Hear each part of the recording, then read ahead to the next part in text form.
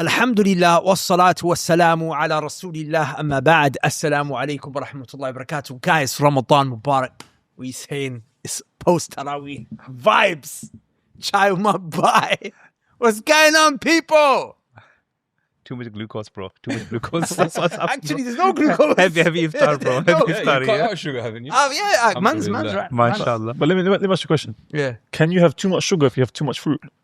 You know what's interesting? You can. Because, and you know what? This is one of the things I want to cover. The science of how we fast and why the link between the physiology and how we're physically fasting, how it links to our spirituality and how our ibadah has been appointed to us. For example, we do iftar, then we pray maghrib, then shortly after we have Isha and Taraweeh. And then, you know, most of us try and stay awake and, you know, do some qiyam as well. And how our blood sugar actually dips up and down in such a beautiful way. And there's so many benefits of fasting. I mean, I can go on and on. But one thing recently that I was reading about, and it was in the Neuron magazine, they kind of did a clinical trial on looking at the glycemic index, how it goes up and down when you're intermittent fasting. Now, technically, we are intermittent fasting because we have a period that we fast and we break the fast. And because we're hydrating as well, the hours are not long enough to consider it being a completely dry fast. You know, we do hydrate, you know, at suhoor and iftar. So what they looked at was primarily the brain, it feeds off glucose. It likes glucose. Okay. If anything, from the animal kingdom, our brain is highly developed, far more than any other animal. It's proportionally, it's far too big. If you compare it to other great apes and other chimpanzees and gorillas and these kind of other animals that are similar to us in physiology, our brains are far, far greater. It's a blessing of Allah. But that also means a very glucose-hungry organ, which means it actually thrives on glucose. That being said, Are you telling me I should be banging out Haribos? Yeah, kind of. That kind of thing, yeah. But here's the thing. If it needs so much glucose, why do people say when I'm fasting, I feel so much more awake? And I feel like, you know, acute and fresh and sharper. And I can focus more. So this is actually a phenomenon. So there's think of it like a U shape. Yeah, like a U shape. You've got one side of the U where here we've got no food. We've not eaten for a very long time. Okay, but you're in a fasted state. What's happening here is most of your blood is not being diverted to the stomach for digestion because you're hungry. You've got no food in your stomach. So your body has other mechanisms of finding glucose, and your blood is really free to really oxygenate the brain. So what you're doing is instead of wasting energy, you know, digesting, all the energy is being diverted to your brain. So that's where that focus comes from. Okay. Then what happens is you go into this dip for you where you start eating a little bit. You break your fast. You get hit with those carbs. Most people break their fast with carbs. You know, some sort of heavy food, and you feel satiated. You're like, lots of dopamine being released. Pastries, bro. Yeah, exactly. I used to do that. That used to kill me. Absolutely, exactly. Yeah, that satiation is crazy. So. But even if you don't, most people, even with a small meal, you feel like, yeah, man, that hit me, bro, I needed that. Now you've gone into the dip. You've lost that focus. You've lost that clarity. You've gone into that dip, that I call it. Now you're going to start releasing the nice blood sugars, the glucose, digestion's happened. But an hour later, you're going to hit a peak where your blood's going to be flooded with all this nice new glucose you've given it. Now you're focused again. You're active again. Yeah. Now think about our ibadah patterns. Yeah. We have a small, this is how you're meant to do it anyway. I know most people don't do it like this, but you have a small iftar. You know, you have some dates high in glucose. You know, you hydrate well, make sure that glucose is getting around you. Maybe some fruits, some fructose, as you mentioned. And now you've been hit that glucose. Your brain needs that energy. You go pray your maghrib. An hour later, you're getting really flooded now. Yeah, that dopamine's kicked in and it's gone as well. So that satiation element's gone. Now you're ready for Taraweeh. You've got plenty of energy and activity levels are going to be nice and strong for Taraweeh. Your glucose is there in the brain. Yeah, you've been metabolized. Your body's got the energy as well. A few hours later, you're then going to be going into a fasted state again, which means that ultra high focus and that drive's going to come back to you. Because when you're fasting, again, the drive to actually move becomes higher. The drive to move becomes higher. There's something called orexin. There's actually a peptide in your body called orexin that you release. Now, what orexin is, it's your peptide or your hormone essentially for wakefulness. Now, what happens after Taraweeh? You go to sleep, your glucose levels come down, orexin goes up, and now you have to wake up for qiyam. Wow. So Allah's giving you the orexin to wake you up for qiyam al-layl. Yeah. So those of you that eat properly and actually maintain your diet properly during fasting type periods, you're going to see these dips and troughs and these peaks coming and going. And it will complement your ibadah. Absolutely. Absolutely complement your ibadah. What would you suggest? Because it sounds practical, but what does it actually mean in terms of when you say small, what does that mean? And then do I even have a substantial meal? Or Yeah, not? absolutely. Not So, at all? and again, the beauty of it is we can go back to the sunnah to guide us in this. Prophet, he explained to us, to nearest meaning that leave your stomach 2/3 empty. Water, air, and food. So when we are eating, that satiation shouldn't hit us heavy. Yeah. Dates are amazing. Like dates and figs. Figs are underrated, by the way, as well. One thing I always say to all brothers and sisters, when you're breaking fast, add figs in there. I don't think I've ever had a fig in my life. Bro, it's amazing. Seriously? You know the benefits of a Amazing. It's fig. like a date, bro, but just It's a little great. bit crispier. I would say it's greater. It's like a bit crispier. You know, right? there's a surah in the Quran, but Allah subhanahu wa ta'ala, yeah, exactly. The fig, bro, unbelievable. So especially the pre-workout.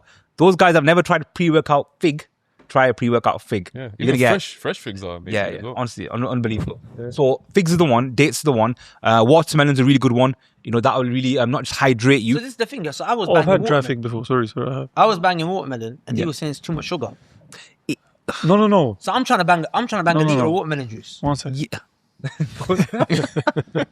Go on. The question was just, first of all, is there sugar in fruit? Because course I know. that wasn't the discussion. The discussion was, but it's not bad sugar. the discussion was, so we had iftar together. Yeah. And it was just, I don't know, it was nice, but it was just like fruit. Yeah. So I had lots of fruit. What I And would then say- there was a watermelon juice. So he was like, take the watermelon juice. I said, no, it's going to be too much sugar. He said, no, there's no sugar. I meant no added. Yeah, the problem And with then I juice. clarified, no, there's no added sugar, but there is still sugar. And Yeah. too much sugar, fruit sugar even, can still spike your Yeah, blood But that I sugar. don't believe. As a juice, yes. Yeah, that I Eating was gonna say, fruit as with a the juice isn't fiber. good. No, but eating it's fruit. natural. It's natural. Yeah, even natural. Eating fruit with It had that the pulp, it had fiber. the pulp. Yeah, so if you're having the pulp and stuff like that, yes, there's a lot. Yeah, It What was do you mean? literally Yeah.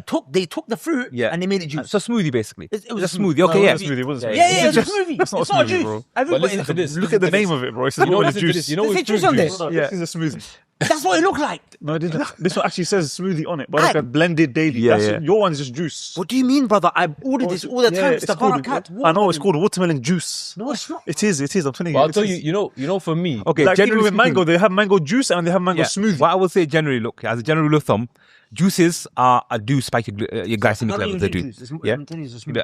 Brother, it's not But smoothie. the watermelon itself is fantastic. It was this. This is what we ordered. but it's still a lick. It's That is juice, yeah. No, unfortunately. it's not. Yeah, look.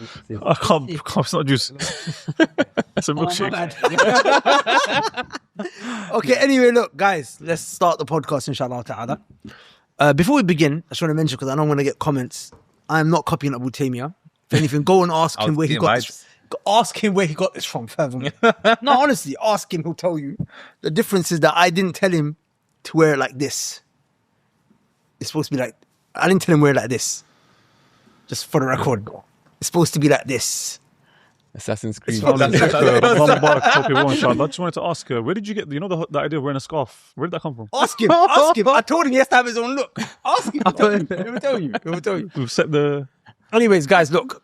it's in motion. Let's get in serious mode, yeah? So obviously, we're speaking about fasting, because when you think of Ramadan, you think about what? Fasted. Think about fasting. But when Allah was describing Ramadan to us in the Quran, He didn't describe it to us with fasting. Sheikh, how did Allah describe Ramadan to us? What do you mean you didn't describe? When Allah introduced Ramadan, how did He describe it to us? Shahr Ramadan, الذي أنزل فيه القرآن. it's the month of the Quran. The month of the Quran came down. No. So it's interesting because so much of our focus is around the fast, which of course it has to be, it's a pillar of Islam. But the Quran, when Allah wanted to define Ramadan for us, He wanted to introduce Ramadan to us. He said, this is the month in which we sent the Quran down. So one of the things I would love to, I don't know if we're going to do it, but I'd love to do an episode every day, right? Just reflecting over what's being recited in the Quran, in the Taraweeh and the Qiyam that we're experiencing every night, right? The reason I wanted to bring you guys in, because I want to show the people a live demonstration of an act of worship that is forgotten. And maybe even some of us on the panel haven't done it before, don't know how to do it, which is pondering over the Quran, but specifically in a study type of way. So let me break it down. There's a hadith of the Messenger sallallahu alaihi wasallam, which many of us have heard, many of us memorized, where the Prophet said, وَمَا اجْتَمَعَ قَوْمٌ فِي بَيْتٍ مِّن بُيُوتِ اللَّهِ عَزَّ وَجَلَّ يَتْلُونَ كِتَابَ اللَّهِ وَيَتَدَارَسُونَهُ بَيْنَهُم. That there's not a time when there's a group of people that sit in the house of Allah, i.e. the masjid, and also it applies outside the masjid, right, as well. There's not a group of people that sit in the house of Allah and then they recite the Quran, and not just recite the Quran, they study the Quran together. يَتَدَارَسُونَهُ بَيْنَهُم. Now, this is not just like a lecture where the Shaykh is teaching you tafsir of the Quran. Of course, it applies. But يَتَدَارَسُونَ بَيْنَهُم. They study amongst themselves. So we study the Quran amongst us. Except what happens? That Allah Azza wa Jal sends down sakina on you, peace and tranquility. He encompasses you and envelops you in His mercy. The angels, they come, inshallah, they're here right now. And they spread their wings over you. وَذَكَرَهُمُ اللَّهُ فِي مَنْ عِنْدَهُ. And Allah makes mention of you. He makes mention of you, subhanahu wa ta'ala, amongst His gathering. So, I remember I was reading a kitab by, what was it? Sheikh Farid al-Ansari. I think it was Sheikh Farid al-Ansari, right? Big Moroccan Sheikh. Allah, he passed away. Many people know his books, his book, Qaladil al-Salah. The candles of the prayer. He's got a book on the. He explained how we can apply this hadith practically. He said, listen, this is what you do. Set a time in the week or whatever have you, and I would love to do this daily, where you basically come to like a page of the Quran or a portion of the Quran, and obviously you can't reflect on the Quran, you can't study the Quran without knowing the tafsir, right? So you have a tafsir present. We've got tafsir present right now. You have tafsir, basic tafsir. It's very simple, just so you know what Allah intended by the ayah. So you're not freestyling and understanding something from Allah's speech that He didn't intend, because it's in the Arabic language and it requires many different sciences to be able to understand it. The scholars of tafsir suffice us, and there's levels of tafsir. There's simple, there's complicated, there's deep, but like a basic one, and we study it amongst ourselves. Like we just reflect on it together, like tadabbur. I want people this Ramadan, if they watch our one by, and if you get to do this daily, and I don't know if we're going to do it daily, it might just be a one-hit wonder, a one-trick Tony, but I would love to do this daily, where people tune in and they learn how to do tadabbur, how to ponder over the Quran. I also want to mention as an underlying point, your tadabbur is going to be extremely heavily limited based on the amount of Arabic language you know. That's one of the reasons I've got Sheikh Abdur-Rahman here. Obviously, Jada Institute. No, he's not. He's our Sheikh. Graduate from mashallah, serious talib ilm. But Ijada Institute is there, Arabic Studies Institute. Personally, seeing the students, the quality of the students, within 6 months they're speaking the language, they're able to, read, write, and honestly, whatever we're going to share today, you're going to see there's an element of it like you're going to sense that you wouldn't really be able to do on your own because you don't have access to Arabic language. So here we have yourself, who's an Arabic language teacher, right? I'm a student of the Arabic language. Bakr is like somewhere on his Arabic journey. He's on and off, but he's somewhere, right? You have a guy who speaks modern standard Arabic, right? Alhamdulillah. Sudanese dialect. No. And you have someone who doesn't speak Arabic. So the reason we've got this is because we're going to show that it can be done by anyone. If you're like any decent Muslim out there, I know you wish you understood the Arabic language so that you could connect with the Quran. Do you know how long it took me to learn the Arabic language? It took me like 7-8 years. And you know why I'm kind of upset about that? It's because I've recently come across Ijada Institute, which has students speaking Arabic in 6 months. In 6 months. So I was mind blown.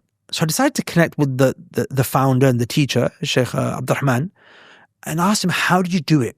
And he built a system, Allah Barik, that focuses specifically on teaching those that are non-Arab speakers living in the 21st century, i.e. our context, how to study Arabic. Most of the programs that you're going to see out there in the books were not even designed for Westerners or non-Arab speakers.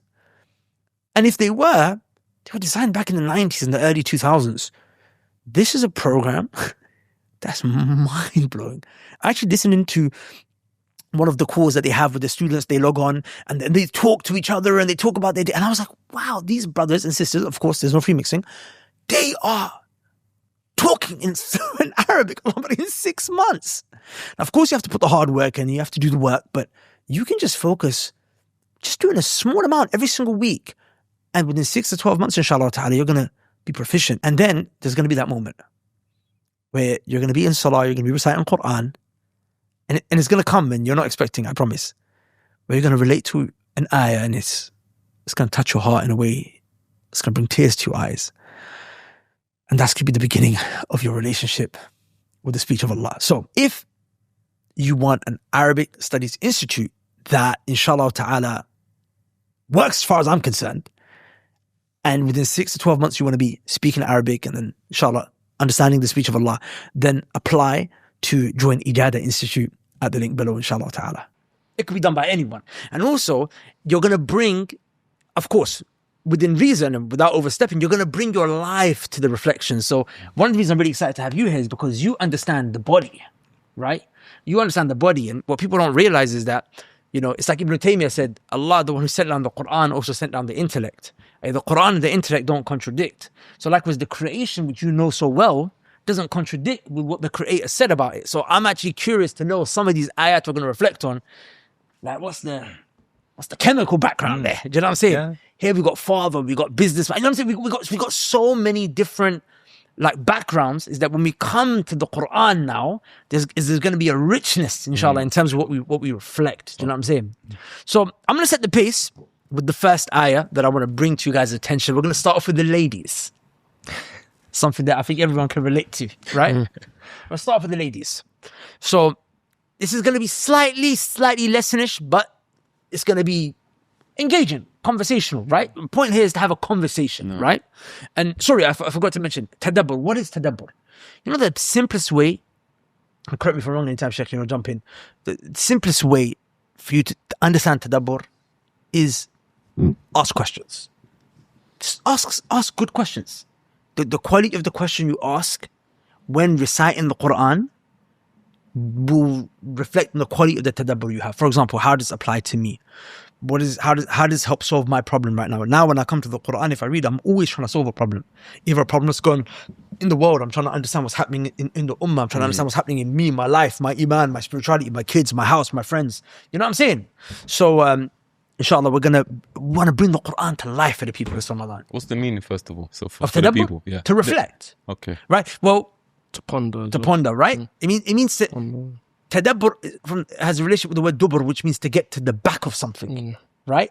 So I want to see what's behind the ayah. Do you know what I'm saying? Like, I want to get to the back of the ayah. What's behind what Allah Azza wa Jalla said?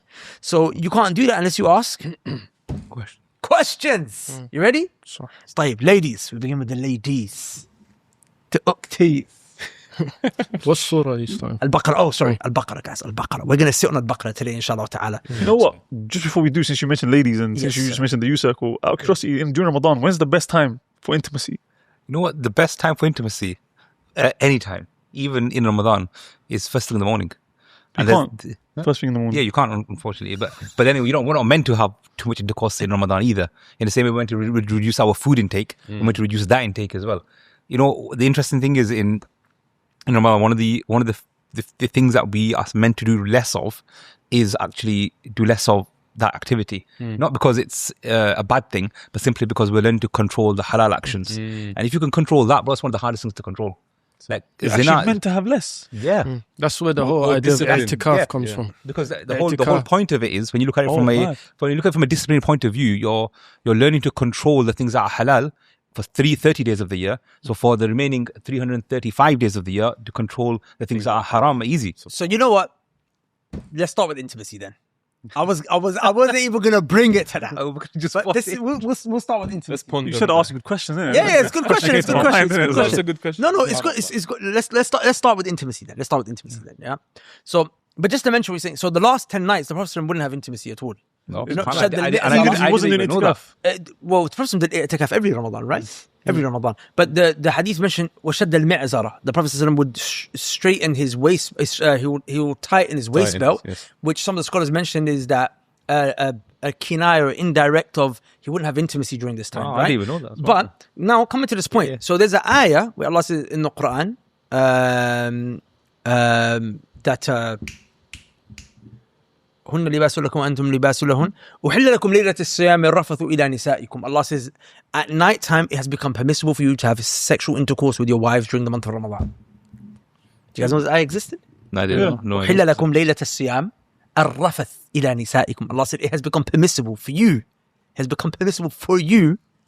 to have intercourse with your wives at night during Ramadan. So this means, so what's the story here? The story is that it used to be haram. Ah, Do you know this? No. completely haram. It used to be haram to have during Ramadan. Yes. Wow, that's tough. So For how many So basically- Ramadans? So I'm not sure exactly how many, Not sure, man. but what it was that if you basically fell asleep after breaking your fast, Yeah. and you woke up now, you couldn't have intimacy now. Yo. It was done. So a Sahabi, a very great Sahabi, slipped up. So the fast would start the moment you fall asleep. Okay. So you haven't had intimacy with your wife. This is too late now. Do you know what I'm saying? So they wouldn't start at Fajr. So a very great Sahabi, he fell into it with his wife. So he came to the Messenger ﷺ, and Allah sent down this ayah to show you Subhanallah. Subhanallah. that, you know what, it's permissible.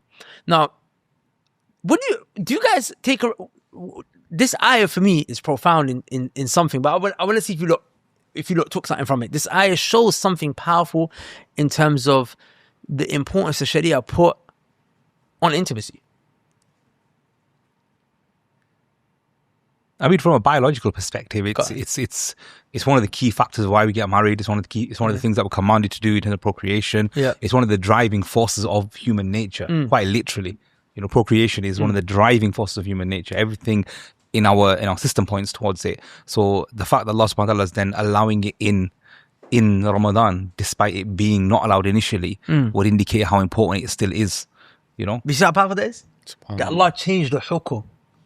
Allah Azza wa Jalla changed a ruling. He abrogated a ruling so that the husband and wife could have intercourse with each To other. show the importance. To show the importance. And you know, it's so powerful even in reconnecting. Yeah. You know, like everyone says you can be arguing and all of these things. As soon as you're intimate, it's like it reignites. Yep. 100%. You know? 100%. And then you got devil people, devil husbands and devil wives that deprive their spouse of intercourse. Or you even use Yeah. intercourse as a means of, you know, As a control. weapon, Or, as a weapon. Yeah. Subhanallah. 100%. I see it all the time. You know, it's something that I'm hearing more and more of especially the clients I'm dealing with. I hear it more and more. The husbands will ring up and they'll say, "Listen, my wife is using it as a weapon." Literally, this word. Is it mainly the wives doing it or the husbands You know, as well? you know the funny thing is, the wives are the gatekeepers of intimacy. Yeah, wives are the gatekeepers. Husbands, for the most part, bro, the husband will never say no. We're too easy. Yeah, we're too easy. It just doesn't happen. Like from a psychological Unfortunately, I've perspective. come Yeah. across some cases recently, man, that I was like, what the hell? Yeah, you get some weird guys that say no, Subhanallah, yeah. and for them, Guys- that is generally very odd for High men. testosterone as well. Yeah, Like, that's what? very weird. Like, I know you And- got high testosterone. Why?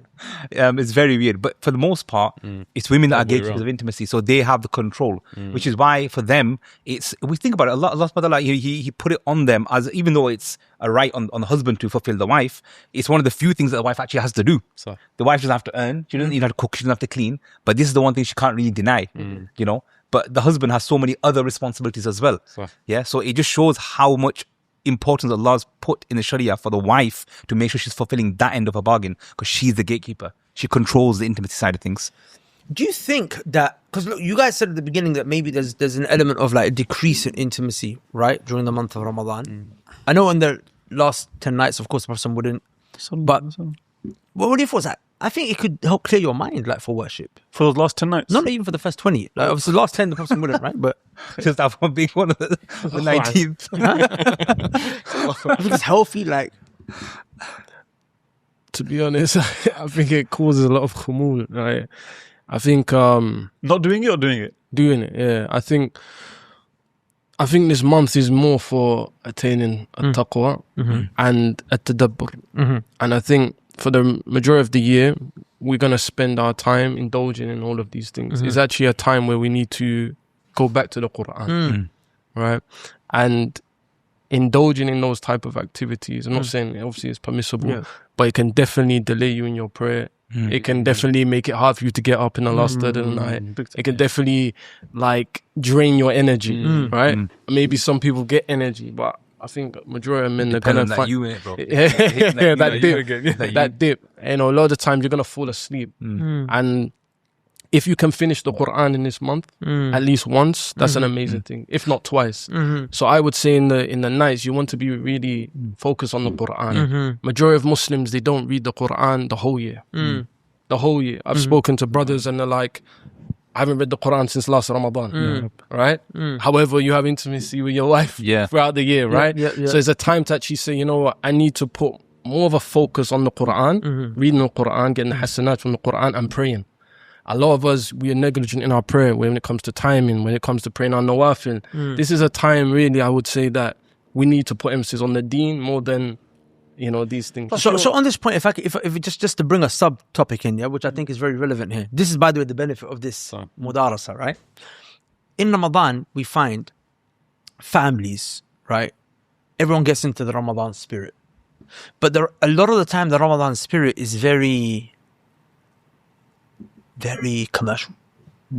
It's like, you'll see family members really putting emphasis on the decorations. You see, like just how Christians do with Christmas, right? They've got the Ramadan tree now. Have you seen that? The crescent-shaped tree. Wallahi, they've got a tree in the house, the crescent-shaped. It's madness. Lit up, bro, like a Christmas tree. So this was a conversation I was having I'm not sure if you saw my message that I put in the Telegram channel, right?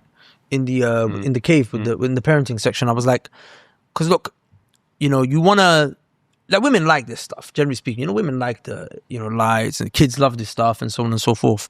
So my thing is like, that's all taban, bro. Like, as in Quran, as you said, right? Let's just get to work, and it is what it is. Yeah. But then there's that element of, what's the balance here between, of course, we're here to worship.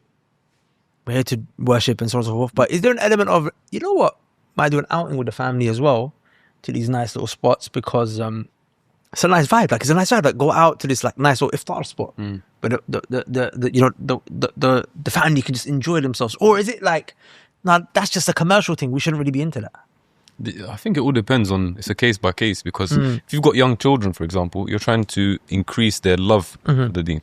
So how can you do that? Let's say, for example, they're in school, as an example, and they're seeing, these other celebrations. Now they want their own. This is something that they can identify with, hold, strongly to. Obviously, not to go to the other extreme.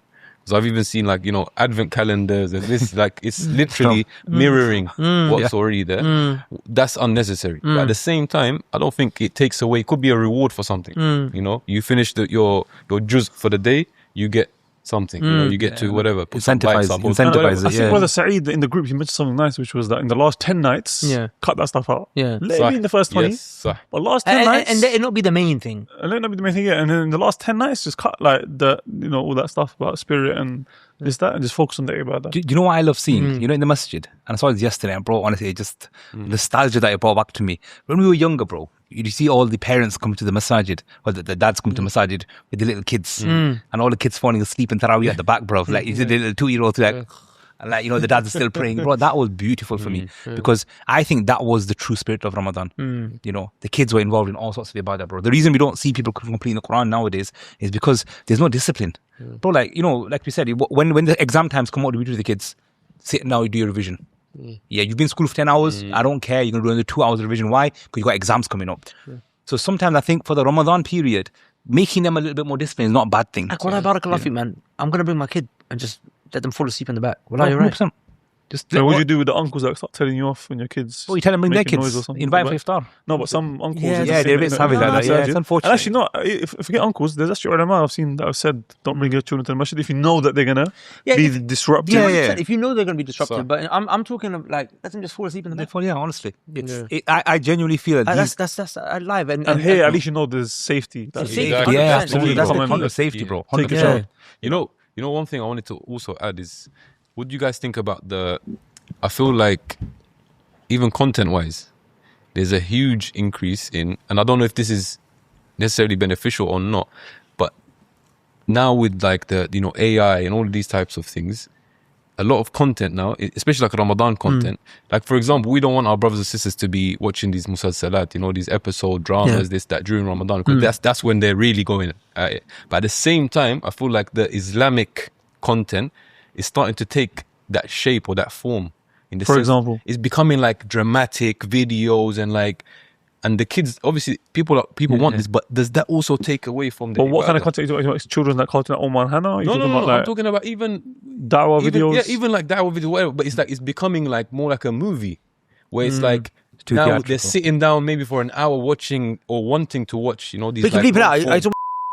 Yeah. Okay. Like things like that. Yeah. Like that. Okay, To me, I'm like, you know, these like, okay, Ramadan series, and it's like, it gets a bit, I feel it's a bit. So you know what it is? I'll be honest with you, yeah? Some of that stuff, make sure you bleep that out, yeah? But some of that stuff, I think it benefits some level of people. As in, rather than watching Netflix. Okay. As an alternative. But I think it's coming back to what you said, Sheikh. It's like, at the end of the day, anything that's taking you away from the Quran in this month is a problem. Tell me if you can relate. So you go to pray Salah while you're at work, but you're rushing because your boss has put a timer on your worship. People are saying things about Islam. Maybe they're even talking in pro-Zionist terms, but you have to keep quiet to protect your job. If that sounds like something that you relate to, then don't worry. I'm not saying you're a bad person. It's just that you're in a bad system. Many of us find ourselves stuck in the rat race. We want to escape so we can be free, but at the same time, you need this work. Otherwise, you're going to be in a very bad place. So for that reason, I want to share with you an opportunity that I've come across from a brother who's helped so many people like yourselves break out of this rat race. The brother's name is Abu Lahya. He's got a very simple program. He helps people like yourself connect business owners to influencers, strike a deal and pocket the difference. Super simple, right? And guess what? Also super effective, Allahumma barik. But it's not easy. It requires a lot of hard work. His students have already made $3 million plus in combined income, mashallah, tabarakallah. And in the next year, they're projected to do $10 million. We've sent people from this very channel to go and join his mentorship, and their lives have completely changed. Most will make their first sale, inshallah ta'ala, within 90 days, and 96% of his students make money if they follow the roadmap that he lays out for them. These are real people. We're talking about fathers who are struggling to spend time with their children. We're talking about students who are struggling to get married. We're talking about slaves of Allah who wanted to worship Allah and didn't want to, worship a paycheck. We're talking about brothers that were one bill away from breaking. Now, the best part about this is that you don't actually have to leave your job. You can do this on the side until you make enough money, until that security is there with Allah's permission to actually make that change and become financially independent.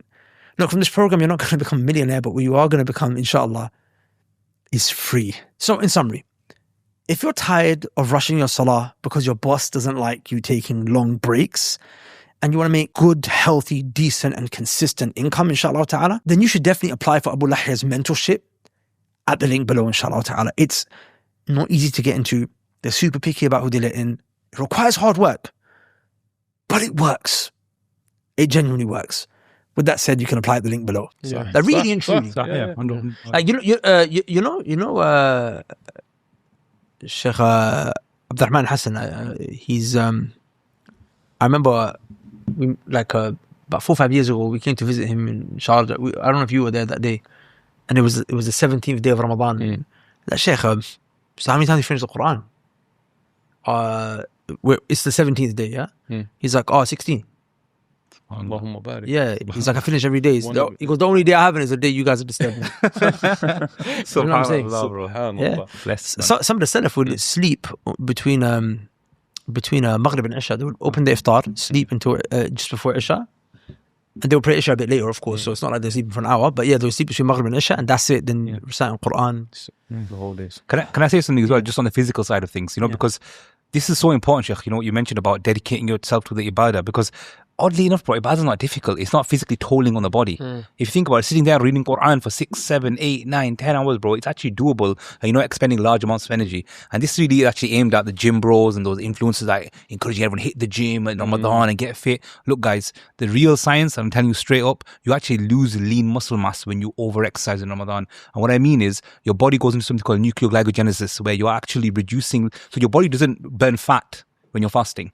When you're fasting, your body burns lean tissue muscle when you're working out, which means what the recommendation is when you're fasting is to rest and let your body not do extenuous activities, which means doing things like salah, doing your azkar, praying Quran. These are the perfect things to do in these 30 days. But you got the rest of the year to get hench. Rest of the year to get hench. Yeah? Do your Ironmans, do your marathons, do your big PRs, all of them after that. You know the thing is that the thing is it's like with capitalism, right? It's like we have to accept as Muslims that we just are not gonna be as rich as some of these guys because they have to do so much evil in order to be that rich. You know what I'm saying?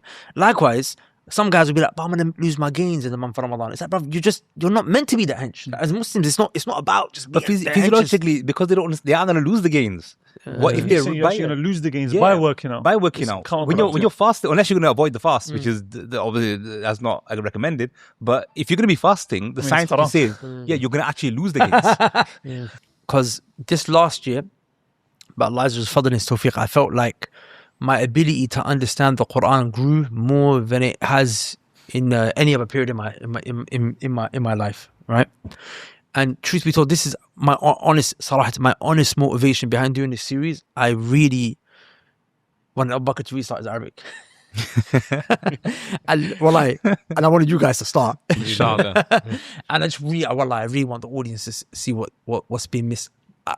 I'll give you a backstory and then I'll go into it. So you guys know me, I'm a reader, right? Like, if you ask me what's my hobby, I read. I read sometimes at my detriment. I read, and I don't even believe it's praiseworthy because I'm reading as an escape from stuff that I actually have to do. Like, it's just dopamine. And I read so many books after last Ramadan, right?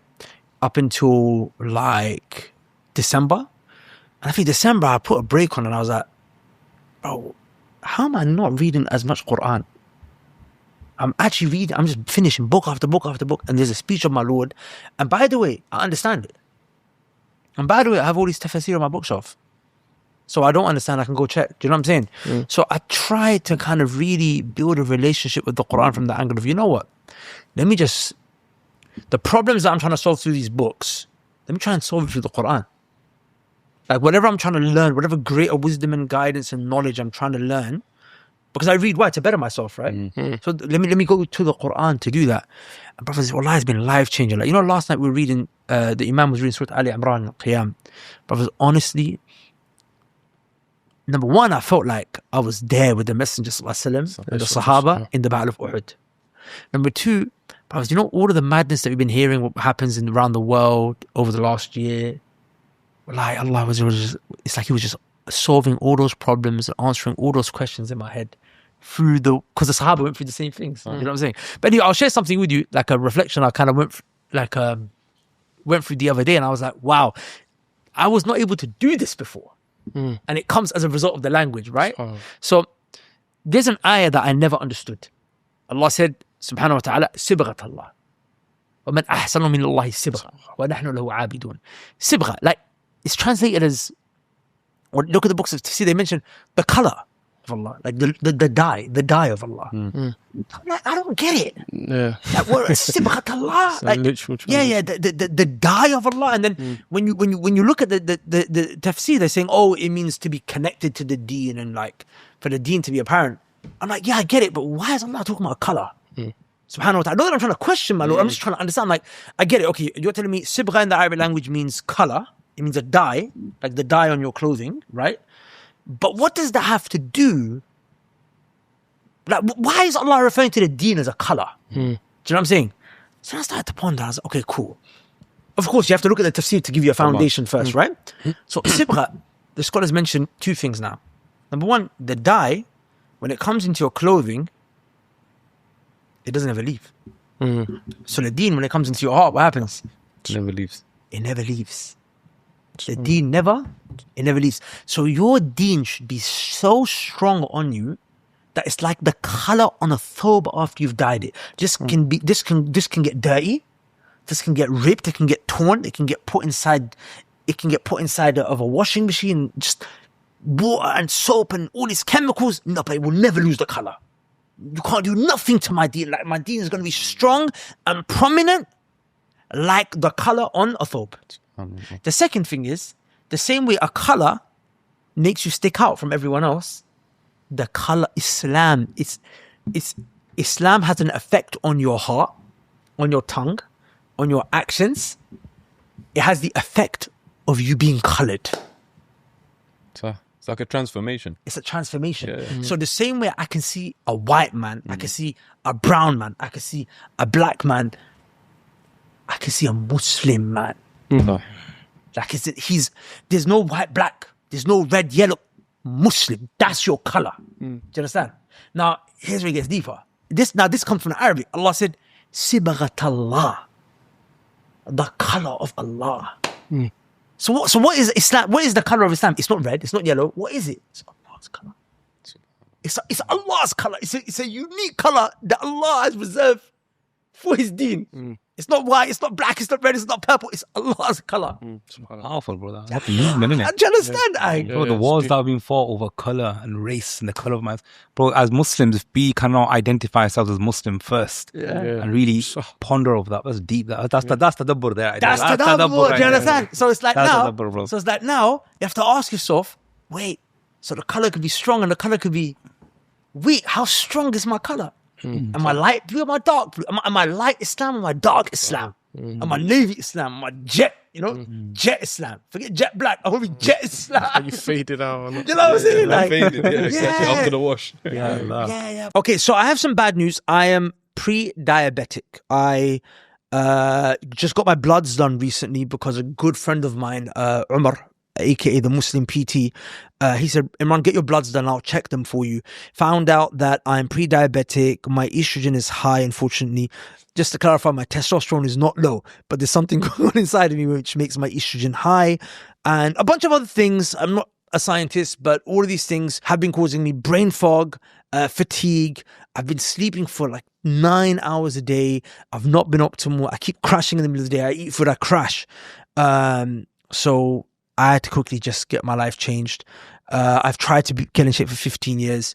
I needed this wake up call, but the wake up call wasn't enough. I've got this brother Umar, Muslim PT, by my side. He's helping me, he's training me, he's helping me with my diet program, and I just want to share with you guys. I've lost 2.5 kg in like the last 10 days. Alhamdulillah, and my brain is so clear.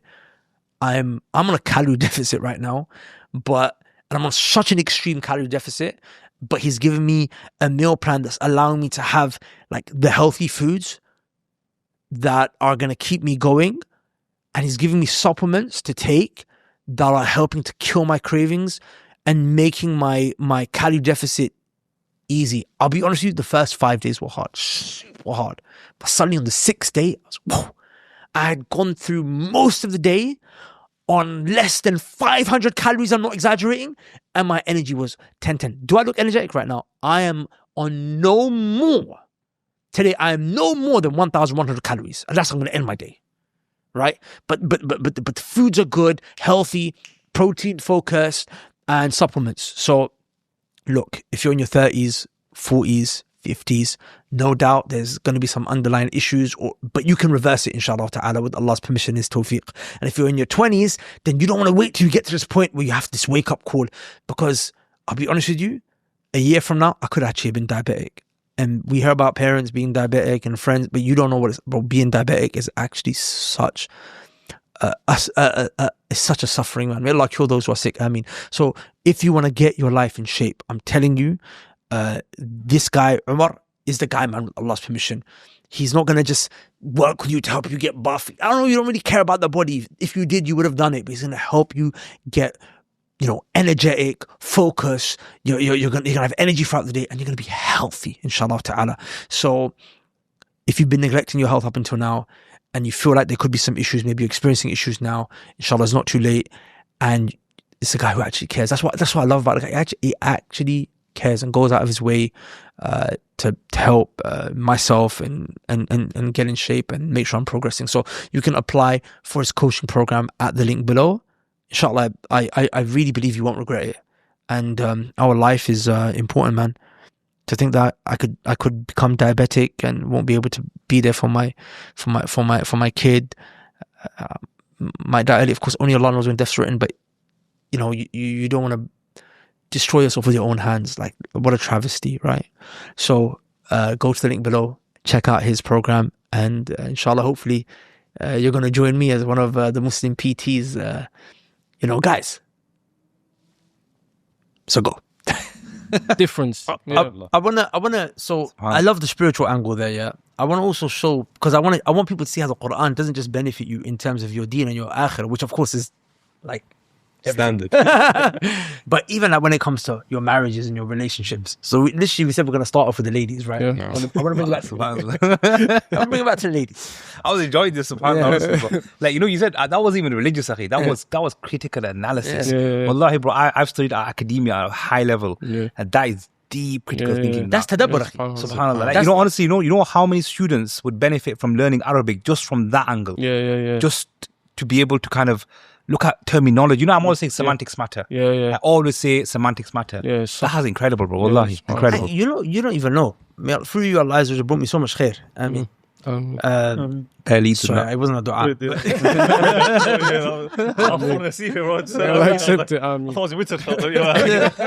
You know, it's on autopilot. That I mean, now, you know, because he gave me a similar fa'idah when we did a podcast about sabr, right? So when Allah tells you, like you're in jihad, you're going through hardship, calamity, you're losing people around, Allah tells you be patient. When it comes to commanding your family members to pray, Allah doesn't say isbir. He doesn't say be patient. Allah says istabir. Right? Which is an accentuation in the command to be patient. So in jihad, have patience when there's bullets flying at you. Right? You're sick, have patience. Ayub was sick, he's patient. No, when it comes to telling your family members to pray, istabir. Have an extreme amount of patience. Like, bro, you know, the amount of effort you have to go through to get a kid to make sure they pray, and then they pray properly. You know something, our sheikh, he said, you know what he did all of last year? He said, it was so long. It was one of the longest things of my life because it took half an hour of my day every day. So every time I come to put my son to sleep, I would read, it sounds like 6, yeah? So I would read every single dhikr from the adhkar of night before you sleep. And there's a lot, by the way. In adhkar and nom, there's a lot. Like we, Bismika Allahumma amutu wa ahya, it's like one, people know, they know like a couple more, but there's actually a lot, right? He said, I would repeat word by word every single one behind my son. And my son would read it behind me, sorry, you know, when he's in bed. And every day for half an hour, because he's memorized it now. Because it took so much effort, but that's for life now. Yes. But you know, when you tell a 6-year-old, when you teach him that's for life now. That's you know what I'm saying? That's for life. You know the patience you have to be like, Allahumma amutu wa ahya, right? Allahumma qini adabaka yawma tab'athu ibad. Like, it's, and you have to do it again and again and again. He goes, but now he knows it. Do you know what I'm saying? So, but I got that fa'idah from, okay, I need to put more patience and more effort in making sure my household is on the salah. And it came from that, just knowing the benefit that comes from one extra thing. Let's come to the ladies. So look, Allah Azza wa Jal, He mentions, وَلَا تَنْكِحُ الْمُشْرِكَاتِ حَتَّى يُؤْمِنْ. Allah tells us, don't marry the women who worship other than Allah. You're not allowed. You're not allowed to marry the women who worship other than Allah Azza wa Jal, the ones who do shirk. Of course, the exception here is the Al-Kitab, the Jews and the Christians, and the specifics with regards to them. It's not always every single Jewish Christian woman. But Allah says, subhanahu wa ta'ala, don't marry the woman who's a disbeliever, who worships other than Allah. Of course, likewise, a woman shouldn't marry a man, right? Who's a disbeliever as well. And then Allah Azza wa Jal, He says, subhanahu wa ta'ala, أُولَٰئِكَ يَدْعُونَ إِلَى النَّارِ. This woman that you love, who doesn't worship Allah, she's calling you to the hellfire. To show you that marrying a disbelieving woman, in that is like a call, a pull, a tug to the hellfire, which shows the opposite as well, which is the power of marriage, is that a marriage can take you to paradise or it can take you to hell. Right? Like, anyway, now when it's with a disbelieving woman, it's calling you to the hellfire. And then Allah Azza wa Jalla says, subhanahu wa ta'ala, Wallahu yad'u ila al-jannah. But Allah Azza wa Jalla is calling you to paradise. So this ayah here is talking about women, but from the angle of aqeedah, right? Their creed, their iman, her belief, her religion, her deen. Right? So of course then we understand if we shouldn't marry a woman who is a disbelieving woman who worships other than Allah, then we absolutely should marry the opposite, which is a woman who worships Allah, but the best of the best. Because the person who does shirk is like, shirk is the worst of the worst, right? It's the worst thing a person can do. So then you want to go opposite, not just a woman who worships Allah, but the best of those who worship Allah Azza wa Jal. And the ayah after that is about what? menstrual cycle. وَيَسْأَلُونَكَ عَنِ الْمَحِيضِ. Subhanallah. So what's the relationship between a woman's aqidah and a woman's menses? What's the relationship? Why is Allah talking about the menstrual cycle immediately after He's talking about the woman's iman? A woman's understanding her aqidah, her creed. People may not understand what the word aqidah means. It means your belief and your conviction in the unseen and Allah, His names, His attributes, the Day of Judgment, the Quran and your iman, right? So what do you think? This is called tadabbur. Where you force yourself to ask the question, right? It's like, what's the relationship? Because Allah Azza wa Jalla is not speaking in a disconnected way. The Quran is the most coherent text. It's the most coherent speech. So Allah's talking about the woman's menstrual cycle immediately after. What do you think is the relation? Could it be that that's where the test is? So she could be, for example, on the straight path, but then that menses could take her or could challenge. That never came to my mind. But this is tadabbur. This is tadabbur. So a woman has to now think, hey, look, I've got my aqidah right, but my hormones might mess me up. Exactly, yeah. And the man has to know, hey, I maybe married a woman who's a munaqqaba muhajjaba. She's a great woman. She's going through it. She's going. This doesn't mean she's going. Exactly. Right? Yeah. This is beautiful. Wallah, this is tadabbur. See, I never picked that. Go on. Chat to me now again. I'd say the fluctuations, I'd say the fluctuation of how the menses fluctuate, they go through stages, and maybe that's how our iman is. Iman's never stable. It goes up and down.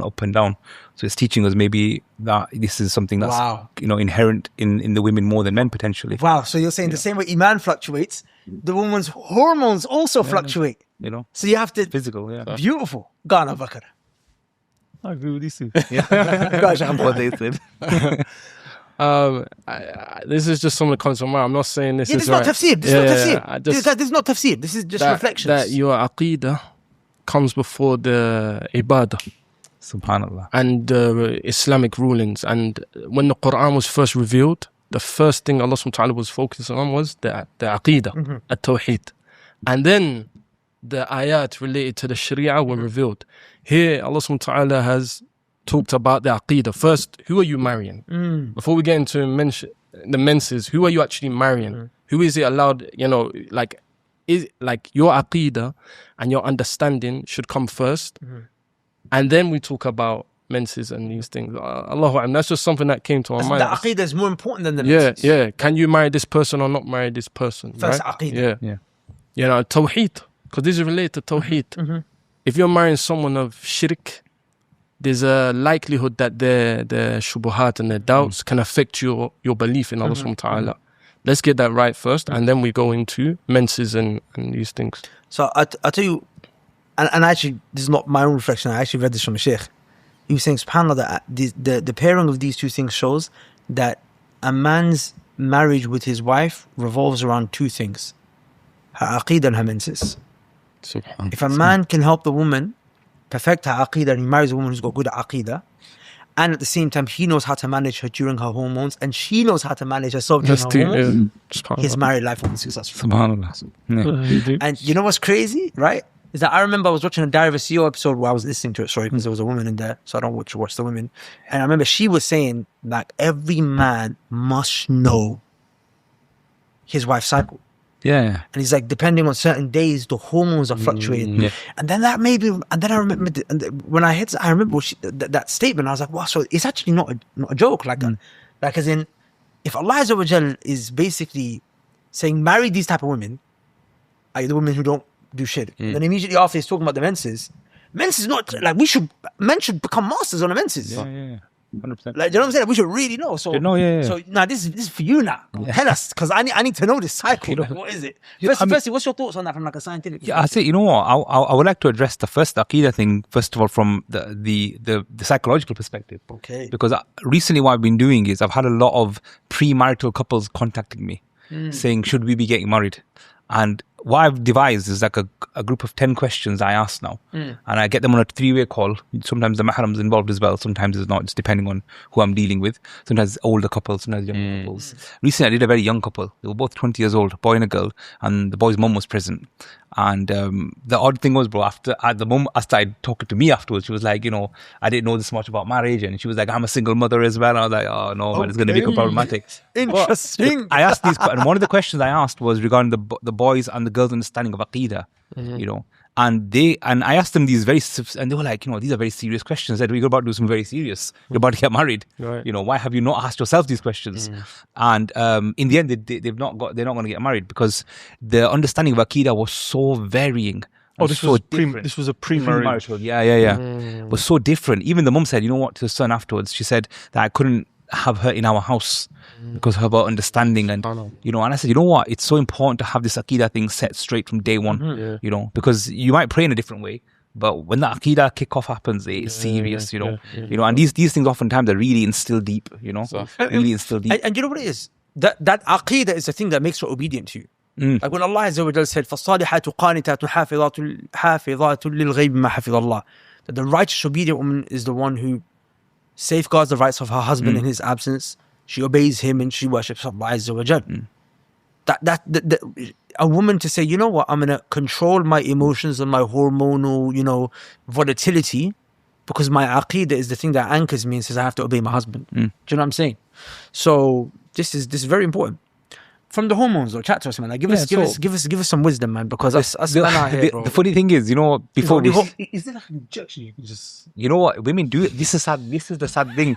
Women do take these injections. Yeah. So a lot of women have the coil. The coil. What that is, it literally blocks your hormone. It prevents the coil that prevents pregnancy. Yeah. So this actually prevents the egg being released, which then prevents the menstrual cycle. Very, very harmful. Very harmful. Yeah. A lot of women don't realize, and during the time that you're having no period, they have this relatively calm mood, or they think they're having a relatively calm mood. But this backs up. And then as women start getting closer to premenopausal time, so when they start hitting that 40 years old mark, the body then goes into haywire. Because the body doesn't know what to do with all this residual kind of hormonal energy. They start wanting to kind of finish off because what women have typically, our menstrual cycle is the releasing of the eggs. So they've got all of their eggs when they're born. And these have to be released timely every month until they get to a point where they can no longer reproduce. What you're doing with the coil is you're just stopping that happening completely. Yeah, you're stopping a completely natural biological process. A lot of it comes to acceptance of the hormones. Now, the funny thing was, we used to say back in the day, they're on the menstrual cycle, they're going to be a bit, snappy, they're going to be a bit ratty, they're going to be a bit grumpy. That is actually biologically true. Estrogen makes you more sensitive, hormonally speaking. You become more receptive to any trigger, to anything that will trigger you emotionally because of estrogen levels. So when you're going through your menses, you do have a high level of estrogen. That's when it comes down to us to understand that actually this is a very much a biological process, So as much as they can't control it, we then have to show a level of temperance on that, That's deep. Yeah, That's absolutely, deep. And it's not just a thing that we can say anymore. It's biologically shown. We can see this. They have no control over this and they are more sensitive. The funny thing is, as men drop their testosterone levels, we then start becoming more emotionally inept because we become more sensitive emotionally. So testosterone helps. Testosterone helps, absolutely. This is what prevents us. So if you just give her a quick testosterone jab. TRT. There's no way around it. Now, what I say is let it run its cycle. Let it run its cycle. What you tend to find is as women become post-menopausal, you find that their aql, their level of wisdom really balances off because the menstrual cycle essentially stops. And you suddenly start seeing the wisdom in women coming out. What about the other? Because I'm new to like finding out some of these things because I assumed that the menses is just that that week or whatever it is that like you said when the eggs are releasing, but then come to find out is like there's the whole month there's something happening. Yeah. Post-menstrual. Yeah, that so you one, got this one, that one. Yeah, So yeah. this is all new to me. So all even relates to iron deficiencies during the month because what's happening is the cervix is being aligned with kind of this blood thick rich layer, which takes time to build up, which then reduces blood flow in the body itself, and then it's becoming an optimal environment for the egg to be kind of implanted. All of these things, and even there'll be a time in the month where she's extremely, for want of a better word, turned on. She wants to. Exactly. There's times if you could explain it to a 5-year-old, Yeah. how would you break it down? So week 1 is, let's just say, the week of the actual menses itself. Yeah. What do you do? So that way you get the riot shield out and essentially that week. But the riot shield is the week before the menses, right? So it varies woman to woman. It does vary woman to woman. Typically, give us a generic. So typically speaking, premenstrual, menstrual, and post-menstrual, you're gonna have about 10 days in the month realistically And this actually goes back to the 4 wives thing. But you can have about 10 days in the month, realistically, where there's going to be calm. Clear. They're going to be clear. The remaining 20 days are going to be quite rough. Yeah. Pre-menstrually, what we're going to see is we're going to see low mood. Pre-menstrual is low mood. Yeah. Okay. During menses, we see a lot of extreme cortisol levels, typically related to pain. Oftentimes related to pain. And cortisol stress, right? Yeah, cortisol stress. So we're going to see stress levels being very high. They're going to stress over little things. Yeah, and the 10 days of calm, is that oxytocin? That's not oxytocin. It's when they want to mate with you. Yeah. But what's coming out? The estrogen is low. Estrogen is low at that time. But what you find is there's other hormones that are related to wanting to mate with you. So there's a whole bunch of stuff, like from hexarelin to a few other things. But it's oxytocin, dopamine are triggered when something happens. So when they do have sex with you, you're going to get oxytocin, dopamine, serotonin. So you know, one of the things that I heard in that podcast, and this, I would love you to do like a proper thing on this, man. Yeah. Is because you obviously do a lot of relationship counseling as well. Is that the lady was saying, the hormone expert, she was saying that, so for example, if you want to give your wife bad news or you want to have like a bit of a tough conversation, you only do it in those 10 days. Yeah. Right? Or those, she didn't say 10, but that period. There's a period of time. Yeah, absolutely. So for example, now it's like, bro, how much drama can you avoid in the yard just by knowing I'm not going to bring this up on that day? Do you know what I'm saying? Yeah. And I'm just going to be like a little bit more like forgiving or understanding or pardoning. And at the same time, it's like, look, bro, just that's the time also you get, There's something to bear in mind as well, yeah. Now, this is from a religious point of view. This is the one time where Allah has excused the woman from ibadah. Yeah. Subhanallah. Think about that. It's such an extreme time for me. As a man, we must think to ourselves, oh, she's not kicking off all the time. She's grumpy. What's going on? Subhanallah, Allah's forfeiting his own rights. He's forfeiting his rights because she's going to be going through such extreme changes. So that's something as men we need to understand. That we need to become very. His head like he just understood women. He's like, oh, wallahi, the way he was bobbing his head was like, okay, makes sense. So we got to really, in that time period as men, we have to think to ourselves, okay, we need to excuse them for whatever they're going to say, they're going to do, they're going to feel like what they want. Because if Allah subhanahu wa ta'ala himself is giving up his rights, who the hell are we? But at the same time, yes. Same time. The aqeeda's there. To ground her. That she doesn't take advantage. Yeah, 100%. And that's why we're the leader. But then the sisters, but then that's why we're the leader, aren't we? Allah subhanahu wa ta'ala has appointed her under you. So that doesn't mean we neglect on our leadership duties, which means guiding her in the right way. If she is becoming extremely over, a lot of the times it's not about telling her what to do, it's by making her life more comfortable. If you can see her getting ratty, bro, just make her comfortable. Because then that'll calm her down. When I'm dealing with my kids, I'm not always shouting at them to get them to do stuff. Sometimes incentivizing them. Like you said earlier, about incentivizing. Sure. But I incentivize them in different ways. I'll buy him a chocolate. My son right now, he's heavy incentive on the monies. So he's like draining my wallet. But it works for him, But each one has that different... Yeah, exactly. You learn what they're... Exactly. So with the females, you got to do the same thing. You got to incentivize them instead of kind of butting heads with them. And that's a good time to do it. Yeah, and I think Rasul Sallallahu Alaihi Wasallam, he was he definitely was the best example in that regard. And when we look at As-Sirah Nabawiyyah and we see how Rasul Sallallahu Alaihi Wasallam would treat his wives, we have the best example. And one of the stories that come to my mind is when the Qissatul Ifk, when Aisha radhiyallahu anha was falsely accused of zina. And the khabar and the news was going through the whole city. Aisha did this. And Aisha radhiyallahu anha, she would just remain silent. She never said anything. And until the ayah came down and cleared her from this lie. But Rasul Sallallahu Alaihi Wasallam, when he came to her, he never shouted at her. He never rebuked her. He was even a bit angry. He said, Ya Aisha, oh Aisha, if something of that did occur, fastaghfirillah. Seek Allah's forgiveness. There was no, imagine, obviously, Rasul Sallallahu Alaihi Wasallam, he knows his wives, but I'm just saying, the lutf and the gentleness of Rasul Sallallahu Alaihi Wasallam is second to none. Yeah. And I really think, ourselves, we need to look at Rasul Sallallahu Alaihi Wasallam, how he was with his wives. Never rebuked them, never put them down, never, that's what he said, khayrukum li ahli, wa ana khayrukum li ahli. The best of you are those who are best to the women, and I am best to my women. And we all fall short. I'm not saying I'm an amazing husband, anything. We all fall short. But if we just looked at Rasul Sallallahu Alaihi Wasallam and saw his hikmah, we look at ourselves and say, we've got a lot of work to do. Yeah. And it's so easy to put our women down and just say, you're emotional. But how are we? We're supposed to be the wise men, the intellectual men. And many of times, we lack emotional intelligence. Barakallah fi. you know, the thing that comes to my mind when you say this, and I'm thinking now, obviously we don't know, but maybe this was a time where it was hormonally tough for Aisha radiallahu anha, because I can't imagine her acting like this. Because you know how your wife would do certain things when her hormones are widening. That same scenario, you probably experienced it when her hormones are not widening, and she laughed. Exactly. Right? She laughed it off, for example. So I'm thinking maybe Aisha wouldn't have acted in this way, radiallahu anha, on a normal day. Maybe she acted in this way because one might think it was a bit intense the way she acted. Maybe it's hormonal. It was when Salama radiallahu anha sent the food. Oh, she broke the plate. And Aisha smashed the plate. Yeah. But you know, the thing about this, which is shocking, is that number one, Aisha radiallahu anha smashed the plate in front of the Prophet sallallahu alaihi wasallam. And the Sahaba, like his boys. I'm coming to that. I'm coming to that. But just I'm saying, like, imagine smashing the plate in front of your dad, right? Like, imagine now smashing the plate in front of like a king or a president of a country. You might smashing in front of your husband, bro. This.